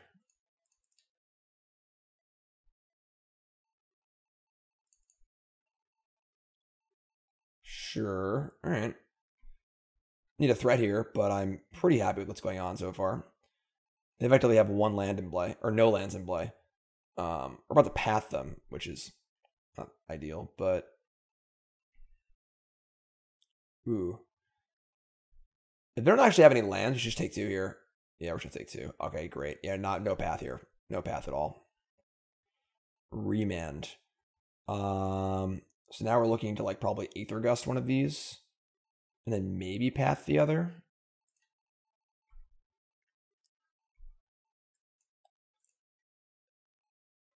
Probably not path, honestly. We can just gust 1. All right, they drew a land. So now we're okay with pathing. It's Canopy Land, which is pretty good, but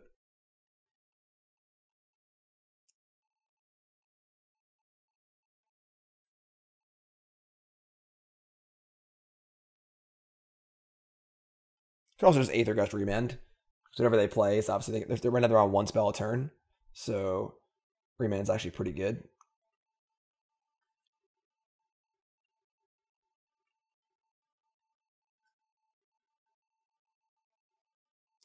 The calligraphy of combat is written with strokes of sudden blood.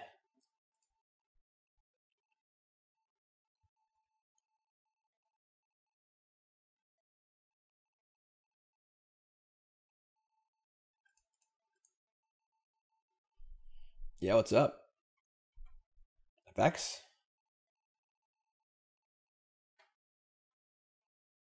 Lightning bolts, sure.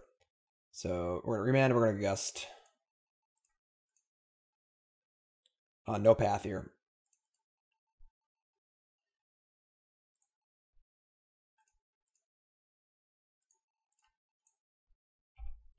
So we go to 12. We're going to draw like, you know, something eventually at some point here. But we are in good shape. They have 6 spells in their hand. Oh my god, this is unreal. So Spear goes to the bottom, sure. It's actually getting unreal. We just can't draw a piece of action. Planeswalker, Stoneforge Mystic, Shark Typhoon. Just give me something. Please. Now we got to pat this Spear and turn their spells on again. You know?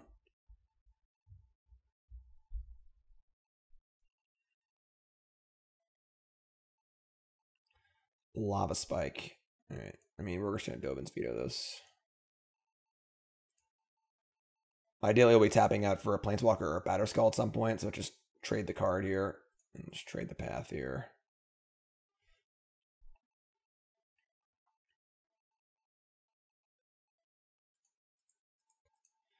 Again, don't love giving them a land, but we don't have many choices here. Just need to draw a spell.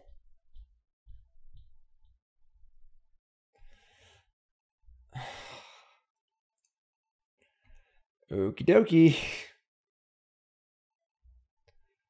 They have 7 cards in hand. Slowing them down is great, but you have to actually like do something, or it doesn't actually matter because they just draw more spells. So Lightning Bolt targeting us. I think we just Remand here. We just want to draw a card for the most part. Field of Ruin. Okay.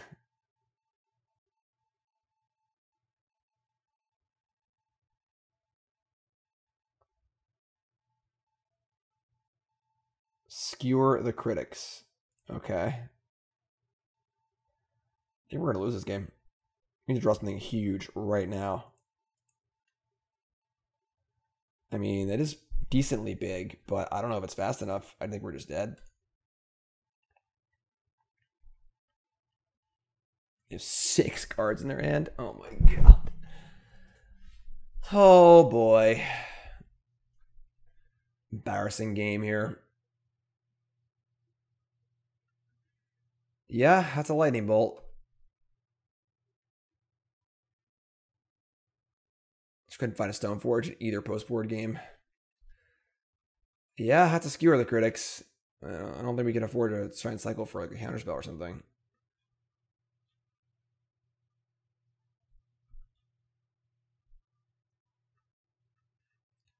Hope their hand's all Boros Charms.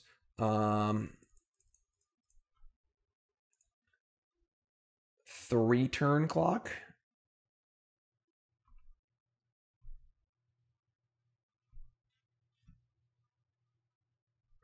Stoneforge Mystic, we found one.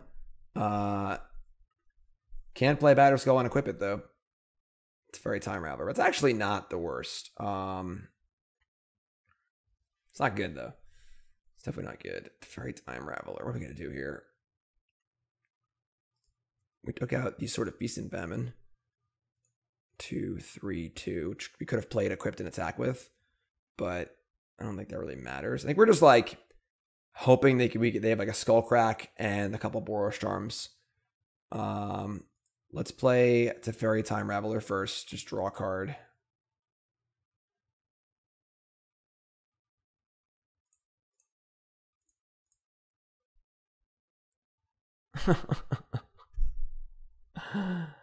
Oh, man.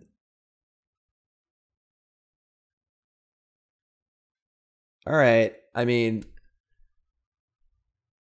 that doesn't do anything. I mean, I'm pretty sure you want to play or draw a card before we cast Stoneforge, because you want to know if we need to use our mana on Stoneforge or something else. Drawing the Batterskull, you would have tutored up, obviously feels unbelievably horrible, but all right. I mean, on the off chance that they only have one way to kill us next turn and it costs 2, we can untap, put in Batterskull, equip the Shark, but my expectations are low. Just couldn't draw these cards like 4 turns ago.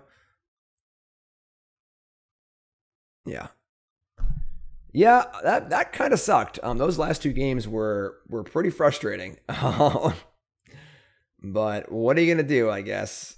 You know, we don't really have any like dedicated burn sideboard slots. You know, timely reinforcements, core firewalker or whatever. Probably shouldn't be that bad for us. As you saw, we were in decent control that game, but we just never drew anything. Definitely think our sideboard is a little chunky. Like 4 Aether Gust, 3 rejections. I like to spread my blue sideboards out a lot more. And give me 1 timely to play for, you know, 1 Supreme Bird to play for, things like that. But yeah, those last 2 games were pretty ridiculous. All right. Last match. Finish strong here. Opponent mulligans to 6. We are going to keep.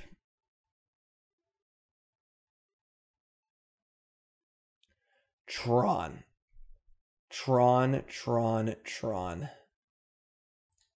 Let's go. Spreading Season, Force of Negation, both very good, obviously. Definitely not a good matchup for us. Oh my god, they can't keep a good hand. I feel like I have to do this every single video. I'll say it again. I'm actually gonna make myself big.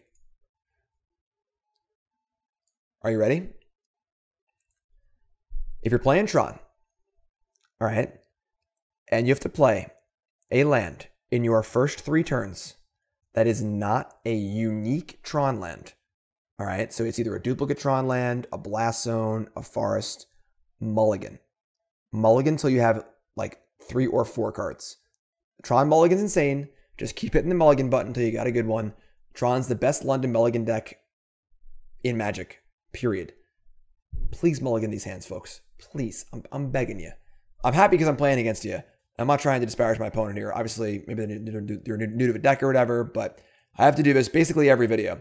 Just please, please, please abuse the London mulligan for me.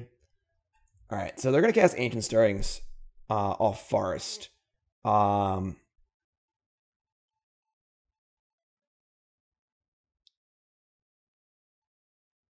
don't hate forcing here. We've got Spreading Seas for their power plant, and they're way off Tron. Yeah, I'm going to fire. Because if they had another Tron land here, you just play their Tron land usually, so we're going to force this.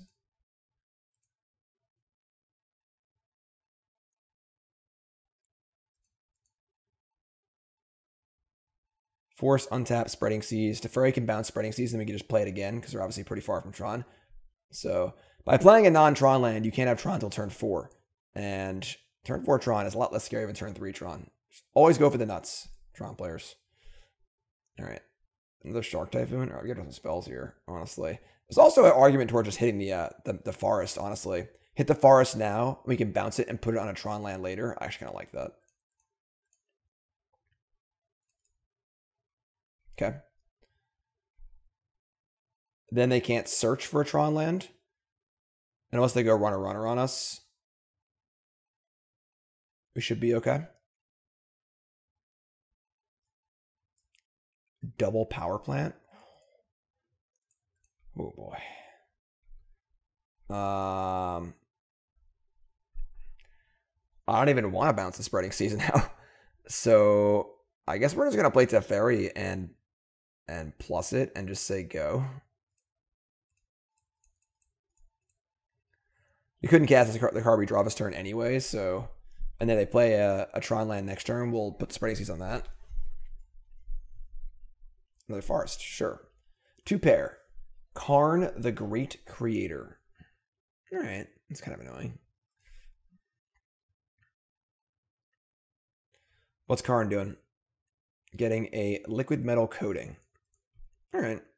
That's pretty awkward, but sure.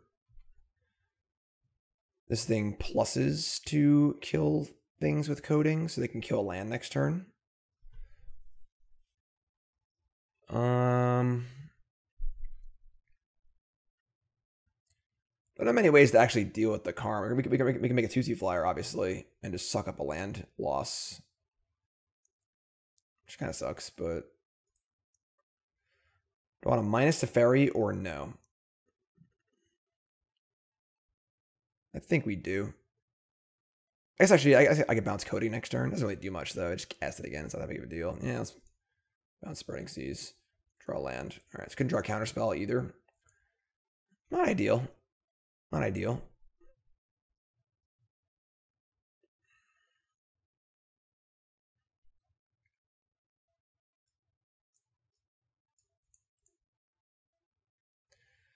Alright. Yeah, it's going to resolve. We get to punch the Karn.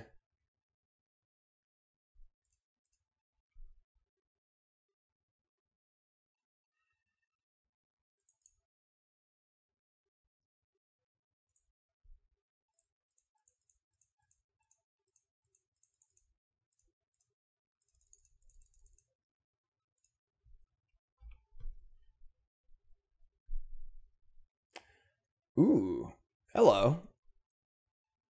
That's kind of nice. So we can just hit Karn or hit the coating. And they got a map, sure.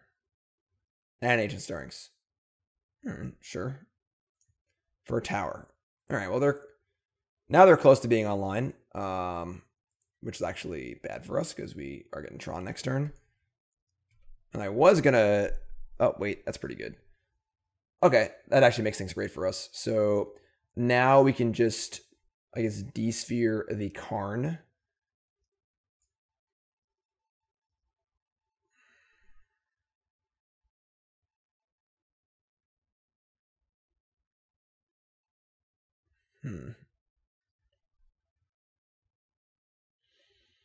Yeah, I'm cool with that. We can D-sphere Karn and have Force of Negation for whatever Tron thing they play, and then untap and Spreading Seas them. Okay.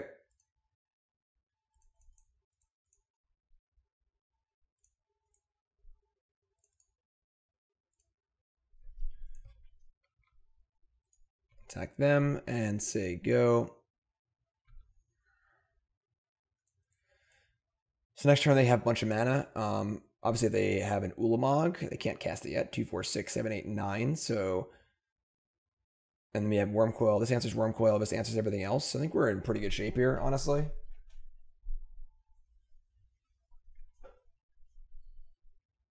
Yep. So we're gonna ship off, I guess, the Shark Typhoon. It's our threat, but they got 2 cards left. We're about to break up their Tron. We're gonna hit the Urza's Mine.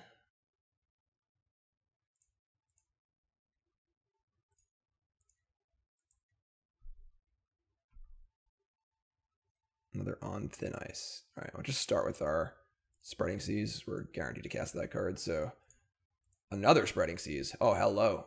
How do you do? All right, we're gonna plus here. Spreading Seas again. Because they are in the range of just like actually casting spells.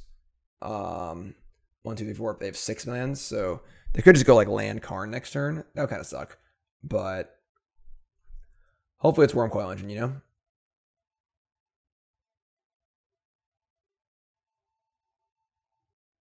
Oh, thank God. 1 card left, sure. Not gonna Path them, that's for sure. Stoneforge is good too. Okay, now we're starting to make some forward progress here. Stoneforge is probably getting... This makes things artifacts. Doesn't really matter, right? I think we're going to... we could just bounce Wormcoil. The draw, I think we don't need to do that, though. We can just plus this.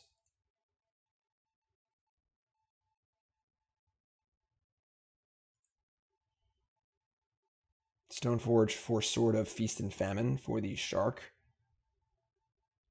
And we're going to On Thin Ice the Wormcoil engine. And then we're going to have 2 mana left over. Yeah, I'm a plus Teferi. We also have the option where if they play a Karn Great Creator, we can just bounce the sphere, let him rule, and then do it again. So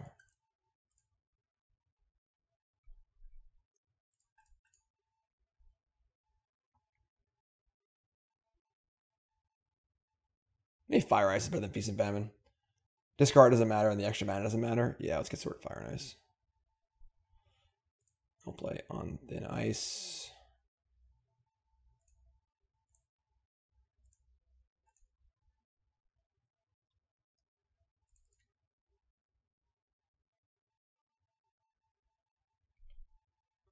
So we gotta fade like Karn, land, Ugin, I guess, for the next like turn or two. That's scary. Oh god. Wrong Ugin. Okay, Ugin the Ineffable has been called. That's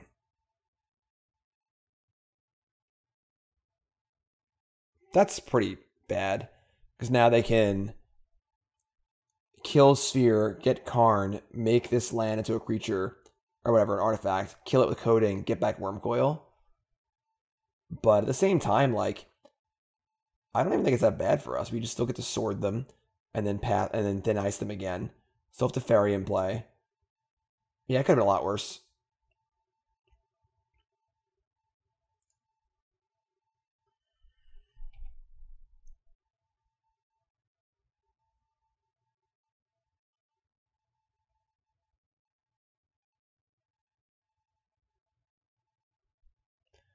And then our Stoneforge. Oh no, we need the mana from Stoneforge. We actually need to draw land too. I mean, we can just bounce the Wormcoil. Yeah, kill that. So if we draw land, we can just Stoneforge can just attack Ugin, and then we can attack the Karn with the Shark. All right, so untap, draw. It's a land. So we can just hard cast Sword, or no? Yeah, because we can just bounce the Wormcoil and just do it again next turn. We do want to hit the Karn. We can't really kill it though, but we can deal 4 to it, which I guess is fine. All right, bounce this, draw land, sure. Play Sword. Oh, there's a Karn in play. I'm so stupid. God, I hate the passive ability so much. Just unreal. So stupid. Just the worst. We just delete War of a Spark, please. We do that. No one will be sad. No one will be sad. All right. I just totally forgot. It just seems so irrelevant. All right. I mean, now they can just like Karn for like a ballista or something. Oh, that's gross.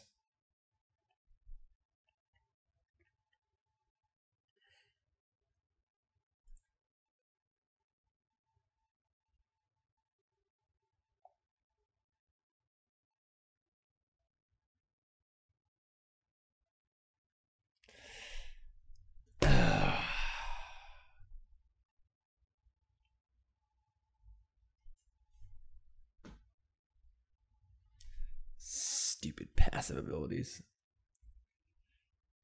Let's put Null Rod on a Planeswalker. That'd be fun. Let's put City of Solitude on a Planeswalker. That'd be fun. Yeah. Let's do your thing, please, and kill me, opponent.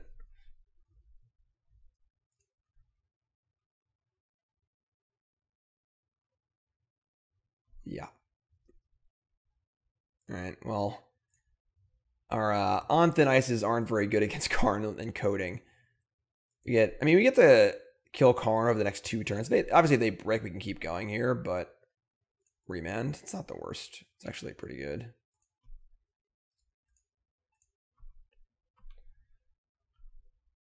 So now we're defending against any one big spell. We get to kill Karn next turn.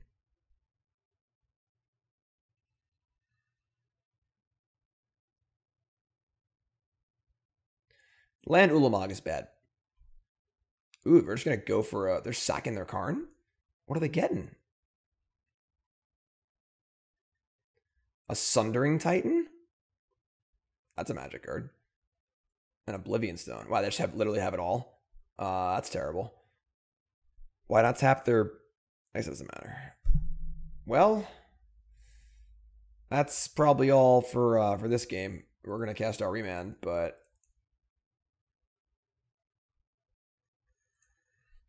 we need to draw, like... I don't even know exactly... I guess we have a turn, but... I don't know how we're getting this O-Stone off the board.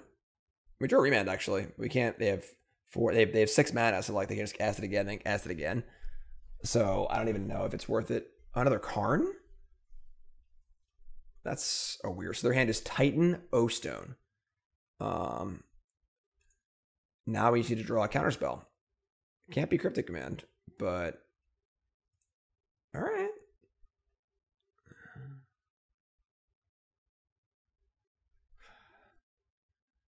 Do we path our own Stoneforge for another blue mana so we can draw Cryptic Command? I think we do. I think we do.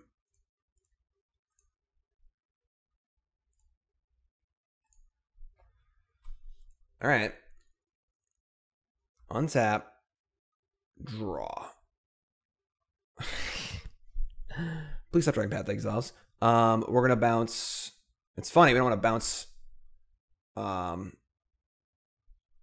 bounce Spreading Seas. Because they're going to O-Stone. Don't want to bounce their Coding. All right. Bounce this Spreading Seas. Force of Negation. That's a counterspell. That plays. They have O-Stone, Titan, and Karn. What's a lot? All right.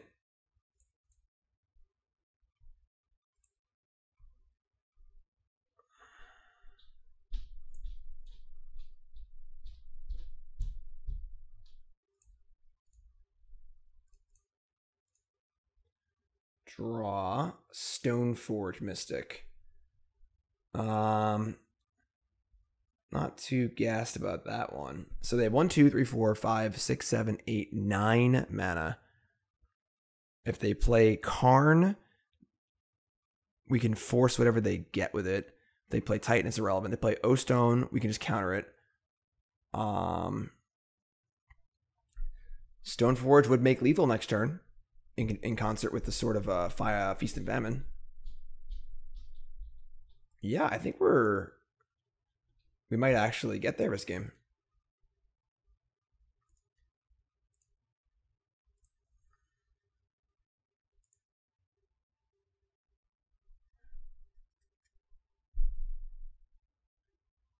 Up, they just drew Tron.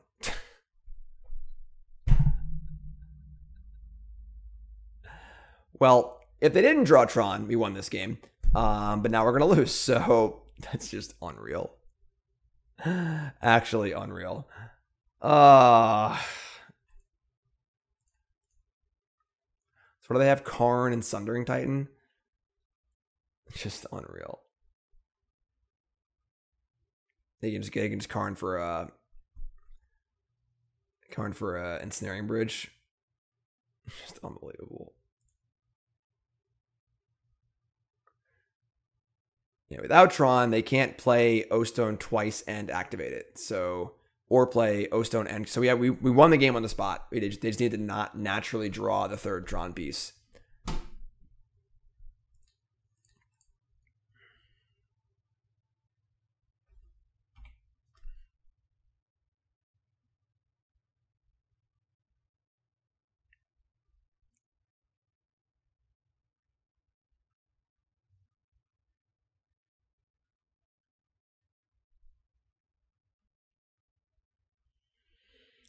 I mean, if it's Ensnaring Bridge, then we're drawing to 2 copies of Teferi Time Raveler in 26 cards. We're not drawing dead, but we don't have a ton of ways to remove. I guess Cryptic Command too. So like we're drawing to outs. Oblivion Stone. That also plays, I guess. Is there an O-Stone on their board too? Alright, I guess.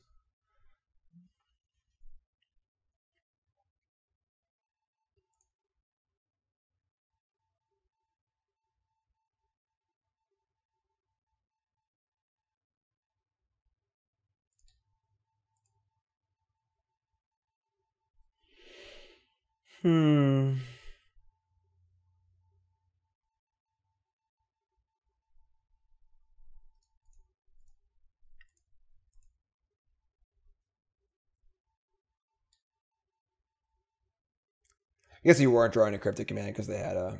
Actually, I'm sorry. They got Osa, not Ensnaring Bridge anyway. So.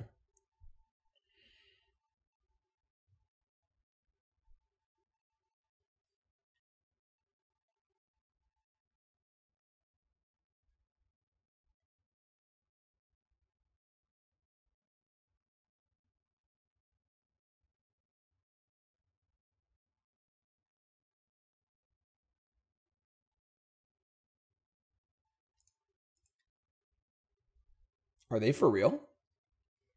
Just letting it through? Okay. And we drew Cryptic Command. Okay. You're up.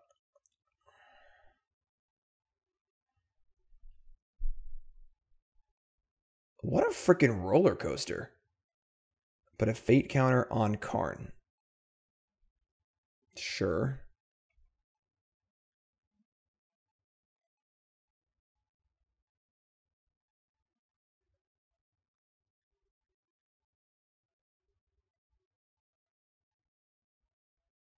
Can't activate Ardenvale. Sure.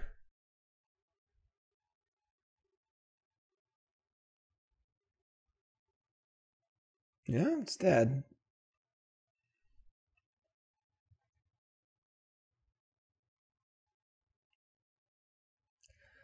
I don't think I have any basics left, so I can't even add my own creature.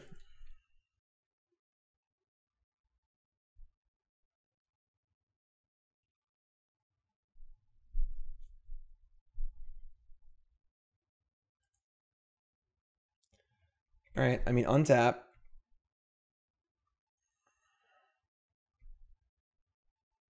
Force them to pop the stone, which will kill their coding. And they'll have a Karn on 4. But we have a Cryptic Command to counter their next thing. Which honestly ain't bad. And we just need to draw a Shark Typhoon and attack them for 1 and kill them. So, like, this has been a ridiculous game. Just a preposterous game of Magic. I mean, they have actual infinite mana. I guess they can get Sanctum here and cast Thunder and Titan and get Ulamog. But I can just counter it and bounce the Sanctum.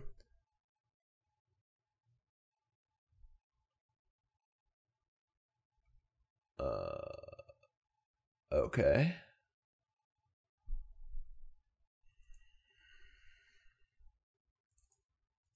Sorceress Spyglass? Can they name Shark Typhoon?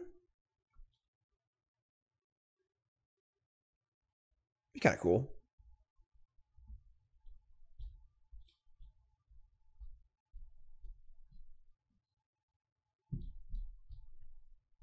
It's kind of like a next level play, honestly. It's the one card they lose to.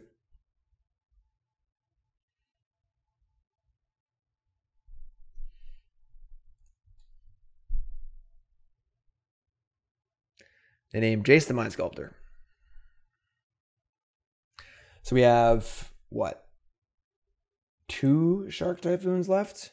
1 Shark Typhoon left. Gross. Just gross.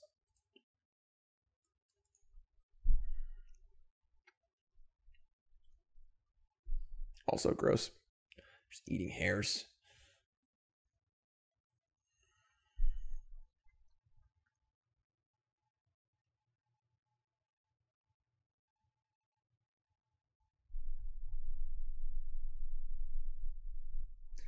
Worm Coil Engine. Yeah, whatever. It's astounding to me we're still in this game. All right, so you just counter and bounce the Sanctum so they can't sacrifice it to trigger it. So they still have no threats, which is good. We get to path the Wormcoil Engine.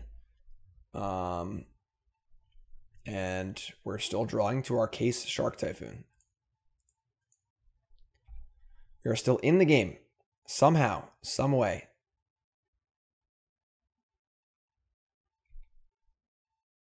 At the Spreading Seas. Not super useful. All right.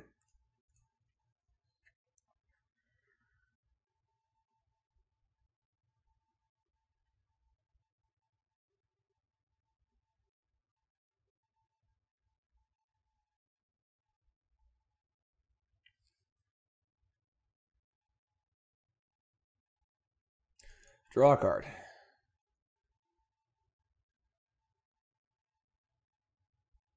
That plays. Play Stoneforge Mystic, a lethal threat. Get Batterskull and say go. I mean, they have one card in hand. It's the Sanctum of Ugin.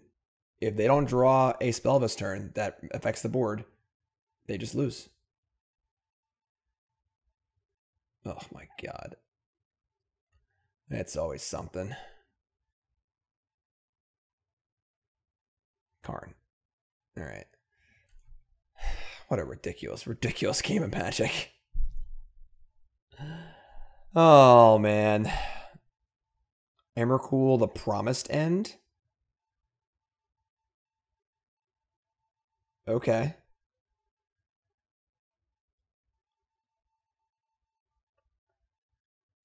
I mean, I guess.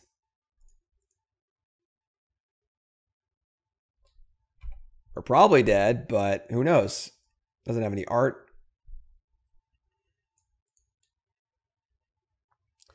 Didn't need to take the Stoneforge because he should just act into the Emrakul. Probably should hit a land.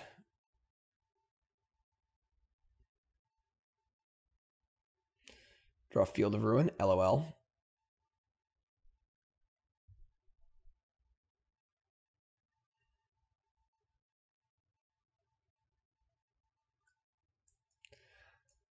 I mean, now they can just get Walking Ballista and kill us, right?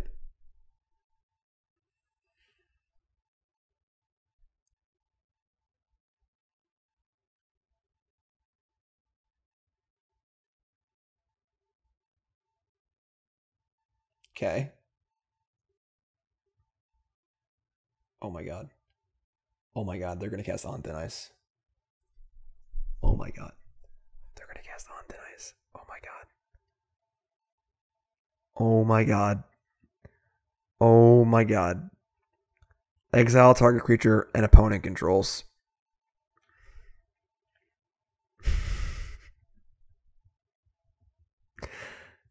When you're sitting in the Denny's, just eating your breakfast, you look outside, you see a car about to cut through an intersection for a car crash. Oh my god.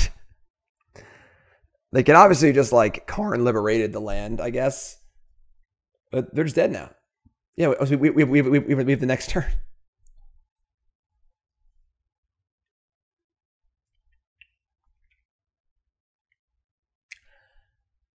I actually feel bad for my opponent. Maybe it's their first time playing a deck. Maybe they know they're playing against me and they're nervous. Don't be mean. You know, like everyone has bad days. Everyone makes big mistakes. I've made so many big mistakes in my career I couldn't even recount them all.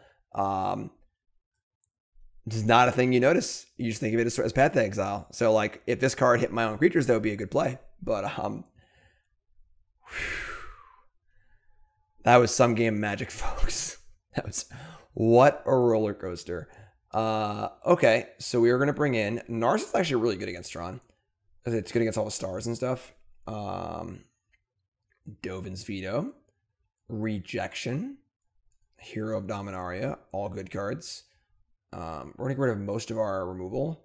Our Spell Snares are really bad. Remand's great. Force is great. D-Sphere is great. Teferi is not great. It's just like fine. Jace is also fine. It's not like great.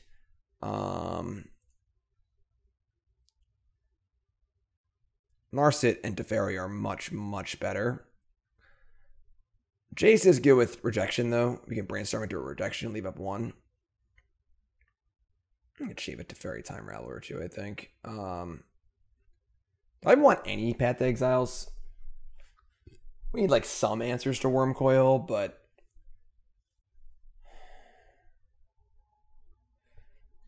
what a ride. What a ride. Just cut a Teferi also. I guess Teferi turns off Veil of Summer in case they have that. That's kind of good, actually. We just cut the Jace then. Cutting one of the swords is also reasonable. Although they're both pretty good, but I could definitely see cutting one of them.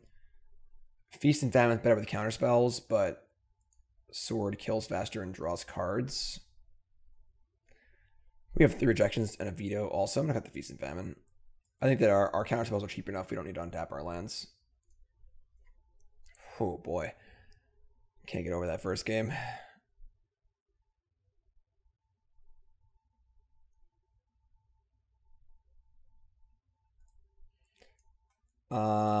That's a pretty awkward mana base. Opponent has kept 7.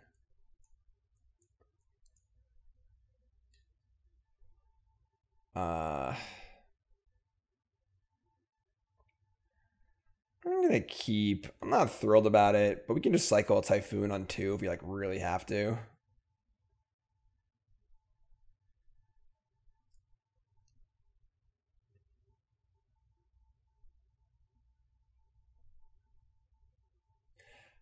The judges at the fair are held in such high esteem that a nod of recognition can inspire an inventor for a lifetime, and a wave of dismissal can end a career.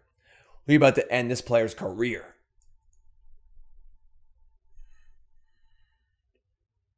Urza's Power Plant.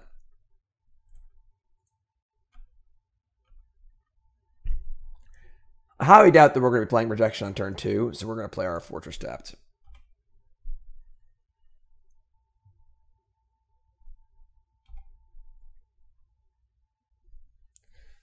Forest? Sure. Sylvan Scrying? Sure. Did I even leave my Spell Snares? No, I cut them. Good. All right. That's the only target for Spell Snares, so. All right. They have an Urza's Mine. Sure. Play Seachrome Coast and say go. Probably just cycling Typhoon.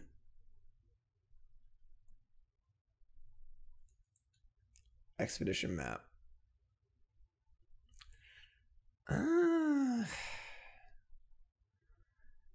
If we reject this, I feel like we can safely play Narset next turn. Yeah, I'm just going to reject this. They have so many cards in their hand that we're not going to get all their threats if they assemble Tron, so. Oh god, please don't. Please don't. Please don't. Please don't. Please don't. They did. Alright, we're super dead this game.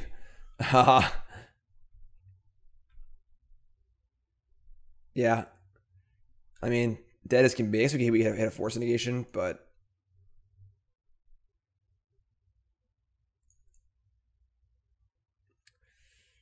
Dovin's Veto, Teferi Time Raveler. I mean, Teferi will deal with any creature they play. Yeah, I don't think Veto really matters. All right, you're up. Hammer, don't hurt him.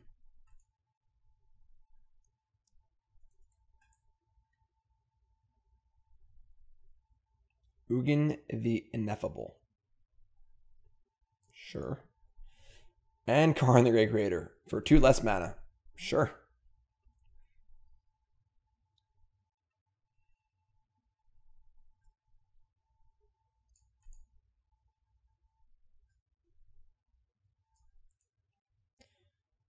The card they are choosing from outside the game is Liquid Metal Coating. Alright. We just draw Veto anyway. Sure. Narset. Rejection? That's actually not bad. Couldn't they have cast the thing for free? They could have just cast the coding for free and then ported me. But sure. Spreading skills ain't bad either. But they can just kill it with the Ugin. Yeah, we're probably just totally boned here. I don't know how we're beating 2 Planeswalkers in our deck that can't really kill a Planeswalker, so...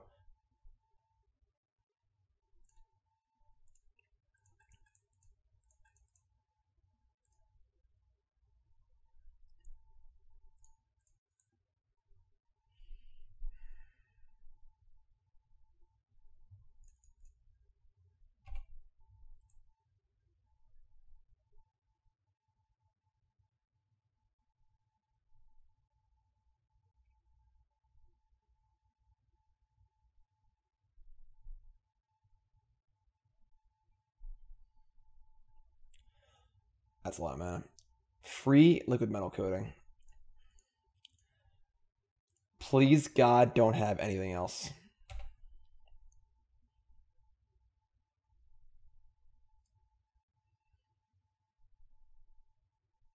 All right. Obviously, a pretty tough game there. Our hand was not very good, and unfortunately, things panned out well for them. So, game 3, no big deal. Definitely not a good matchup for us, despite the 4 spreading seas. We just don't kill fast enough. Shark Typhoon has been okay. I haven't been super impressed with it, honestly. It's pretty slow. And I feel like playing the full 4, just like, I've had a lot of games we just have multiple Shark Typhoons in our hand, and we're just like, I guess this will be a 1/1 flyer if things work out for us. Like, it's pretty underwhelming without a sword in play. And if you have a sword in play, you probably could have had a Batterskull in play instead. So, I don't know. I feel like we're a little too heavy on this. Definitely have my complaints about the deck list.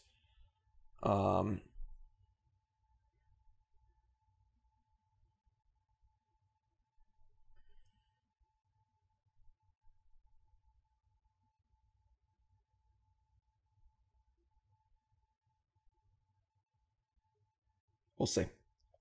We'll see. Let's go.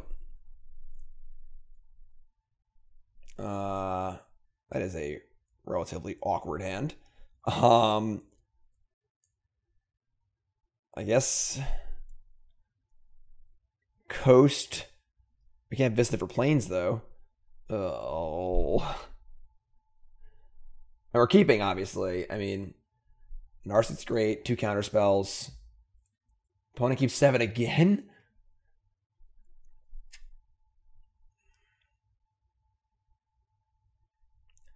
I would definitely reject a map. I would not reject a star or sphere. I also would love to just play Castle Ardenvale tapped. Oh, man. All right. Let's play Seachrome Coast and say go.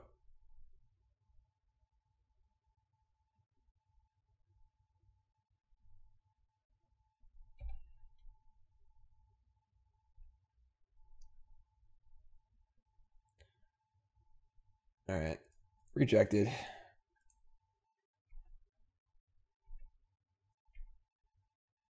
Glacial Fortress. That's fine, actually. That we can play with that. So let's play Vista here and say go. We have Veto into Narset. I feel like they just haven't drawn a single Chromatic Sphere or Chromatic Star, which is like really weird. Oh, there's one.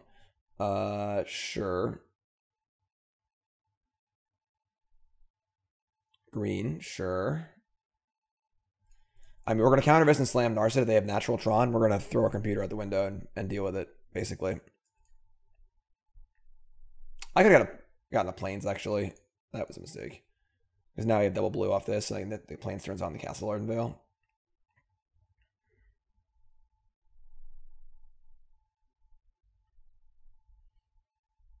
All right. I'm ready. I am ready to get Karned on turn 3.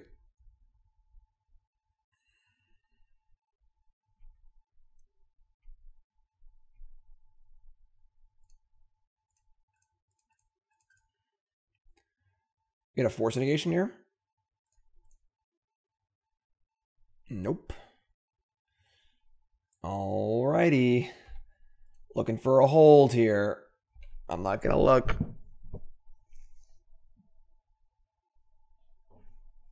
Oh, wow, that's great. Excellent. We're online, folks. Oh, yeah, let's go. We survived the crucial turn. Oh, yeah, it's over now. It's just over. Let's spread this thing. Rejection, Force, and Teferi next turn. And they can't star on their turn. Make green, you got it. They're gonna Nature's Claim my my power plant or my Spreading Seas. It's fine if they want to do that. I wouldn't be offended. You're up.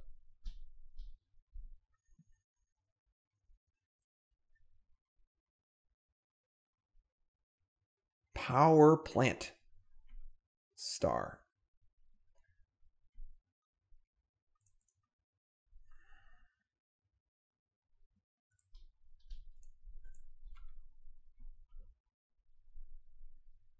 And Tef Daddy.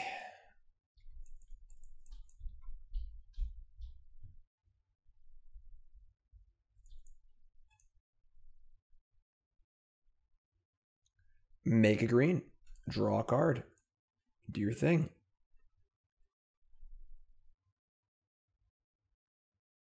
Make it white, sorry. Means they probably don't have Nature's Claim in their deck. If we lose this game, I'll be impressed.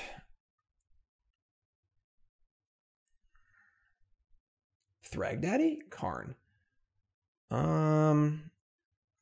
We can just reject this, I think. They have Veil of Summer, too. Wow. All right. I mean, we'll exile the Karn. Actually, I'm sorry. We'll exile the Veil of Summer because they're going to draw a card off of it. So, pretty good exchange. If we had gotten Teferi Time Raveler and play first, they couldn't have done that, but it's okay. Untap, draw Vista. We're going to fetch and thin our library to try to draw a counterspell, hopefully. And draw a Teferi. No. Play Teferi. Draw a Teferi. We're going to bounce Spreading Seas. And put it on the forest, probably. Drew Path Exile. It's not very good. Batterskull. All right. I don't like that we could lose this game. I really don't. Chromatic Star. Sure. That's a good start for us. Okay, never mind. I think we're okay here.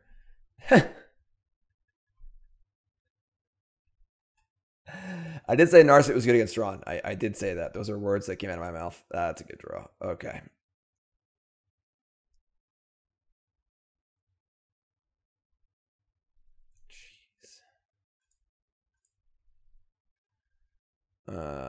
Batterskull ahoy, I guess.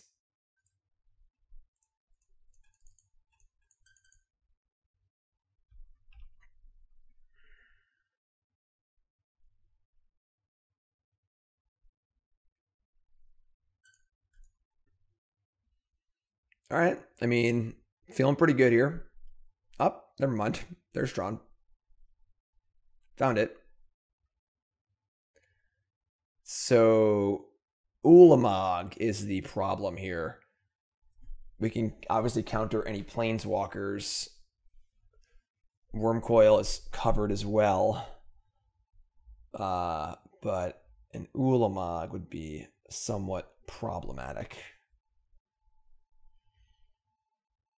Or especially if they go like Karn, we counter it and they go Ugin the Spirit Dragon.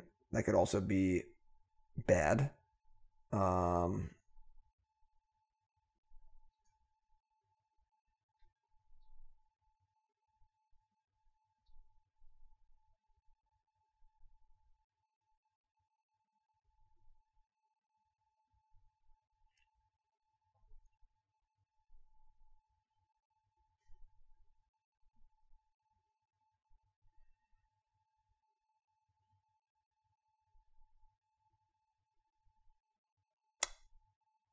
Hello, opponent.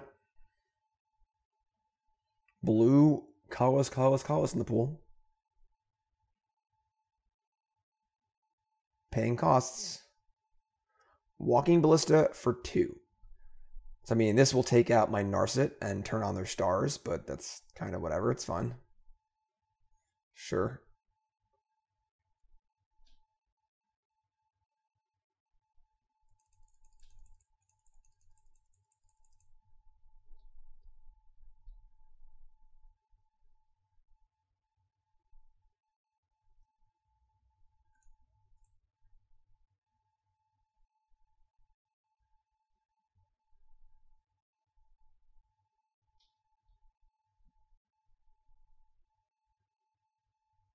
8 in the pool. Karn.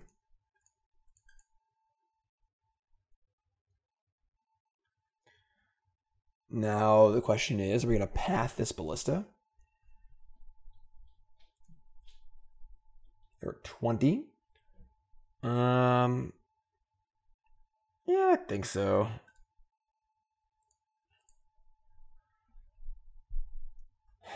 They have a million mana at this point anyway. I guess it gives them a green.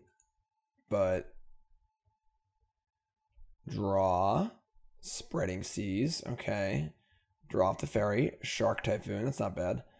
Now we can seize the tower. Plus this.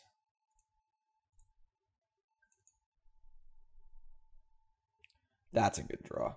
That is a nice draw step.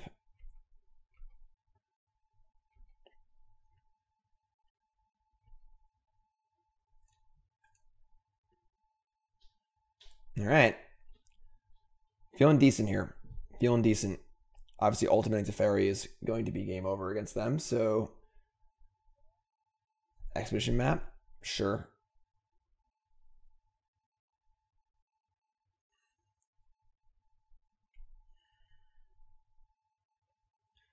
So, ooh, they play a Blast Zone instead of Tron.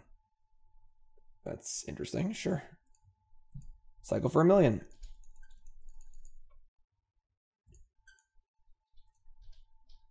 Whew. Took it down. Took it down. So 3 and 2. 3 and 2. I feel like we should have lost that match against Tron, but a lot of really weird stuff happened, so I'll take it. The burn match was like, you know, maybe we should have got that one, but overall, I like the idea of the deck a lot. Definitely don't agree with some of the card choices. The mana base, I hate the Seachrome Coast and any basically non-typed land. Don't know if I agree with not playing at least one Mystic Sanctuary either. 4 Shark Typhoons feels like... Where'd the deck go? 4 Shark Typhoons feels like too many. Definitely think we can cut down there a bit. Honestly, Teferi Hero of Dominaria just feels better than better than Jace does to me. Teferi is really good. I like Teferi a lot. Forces like Spell Snare. Remand's pretty cool in this deck. Spreading Seas is great. I like a lot of the things that are happening. Wouldn't hate like a Vendilion click maybe. I just love clicking decks like this. And then I would like our sideboard to be more flexible. Like 4 Gust, 3 Rejection. Like give me a Timely Reinforcements. Give me a Supreme Verdict. Give me a little more variety. We can make 1 Rejection into a Stroke. We can cut a Gust or 2. And then the Stroke also covers some of the Gust stuff too. I think that a lot of your blue sideboards, what you want to be doing is having like a real hedge smorgasbord of counterspells. So you have like 1 Rejection, 1 Negate, 1 Gust, 1 Disdainful Stroke, and then everything kind of covers everything else. So Stroke is good against Tron and Valakut decks. Gust is good against Valakut decks and Burn decks. Rejection is good against Tron and, whatever, Affinity or whatever, and so on and so forth. Having 4 ofs and 3 ofs, I'm just not a huge fan. I'm also not huge on not playing Serum Visions. I'm also not convinced that On Thin Ice is better than Path to Exile. But overall, the core of the deck's pretty sweet. Definitely my kind of deck for sure.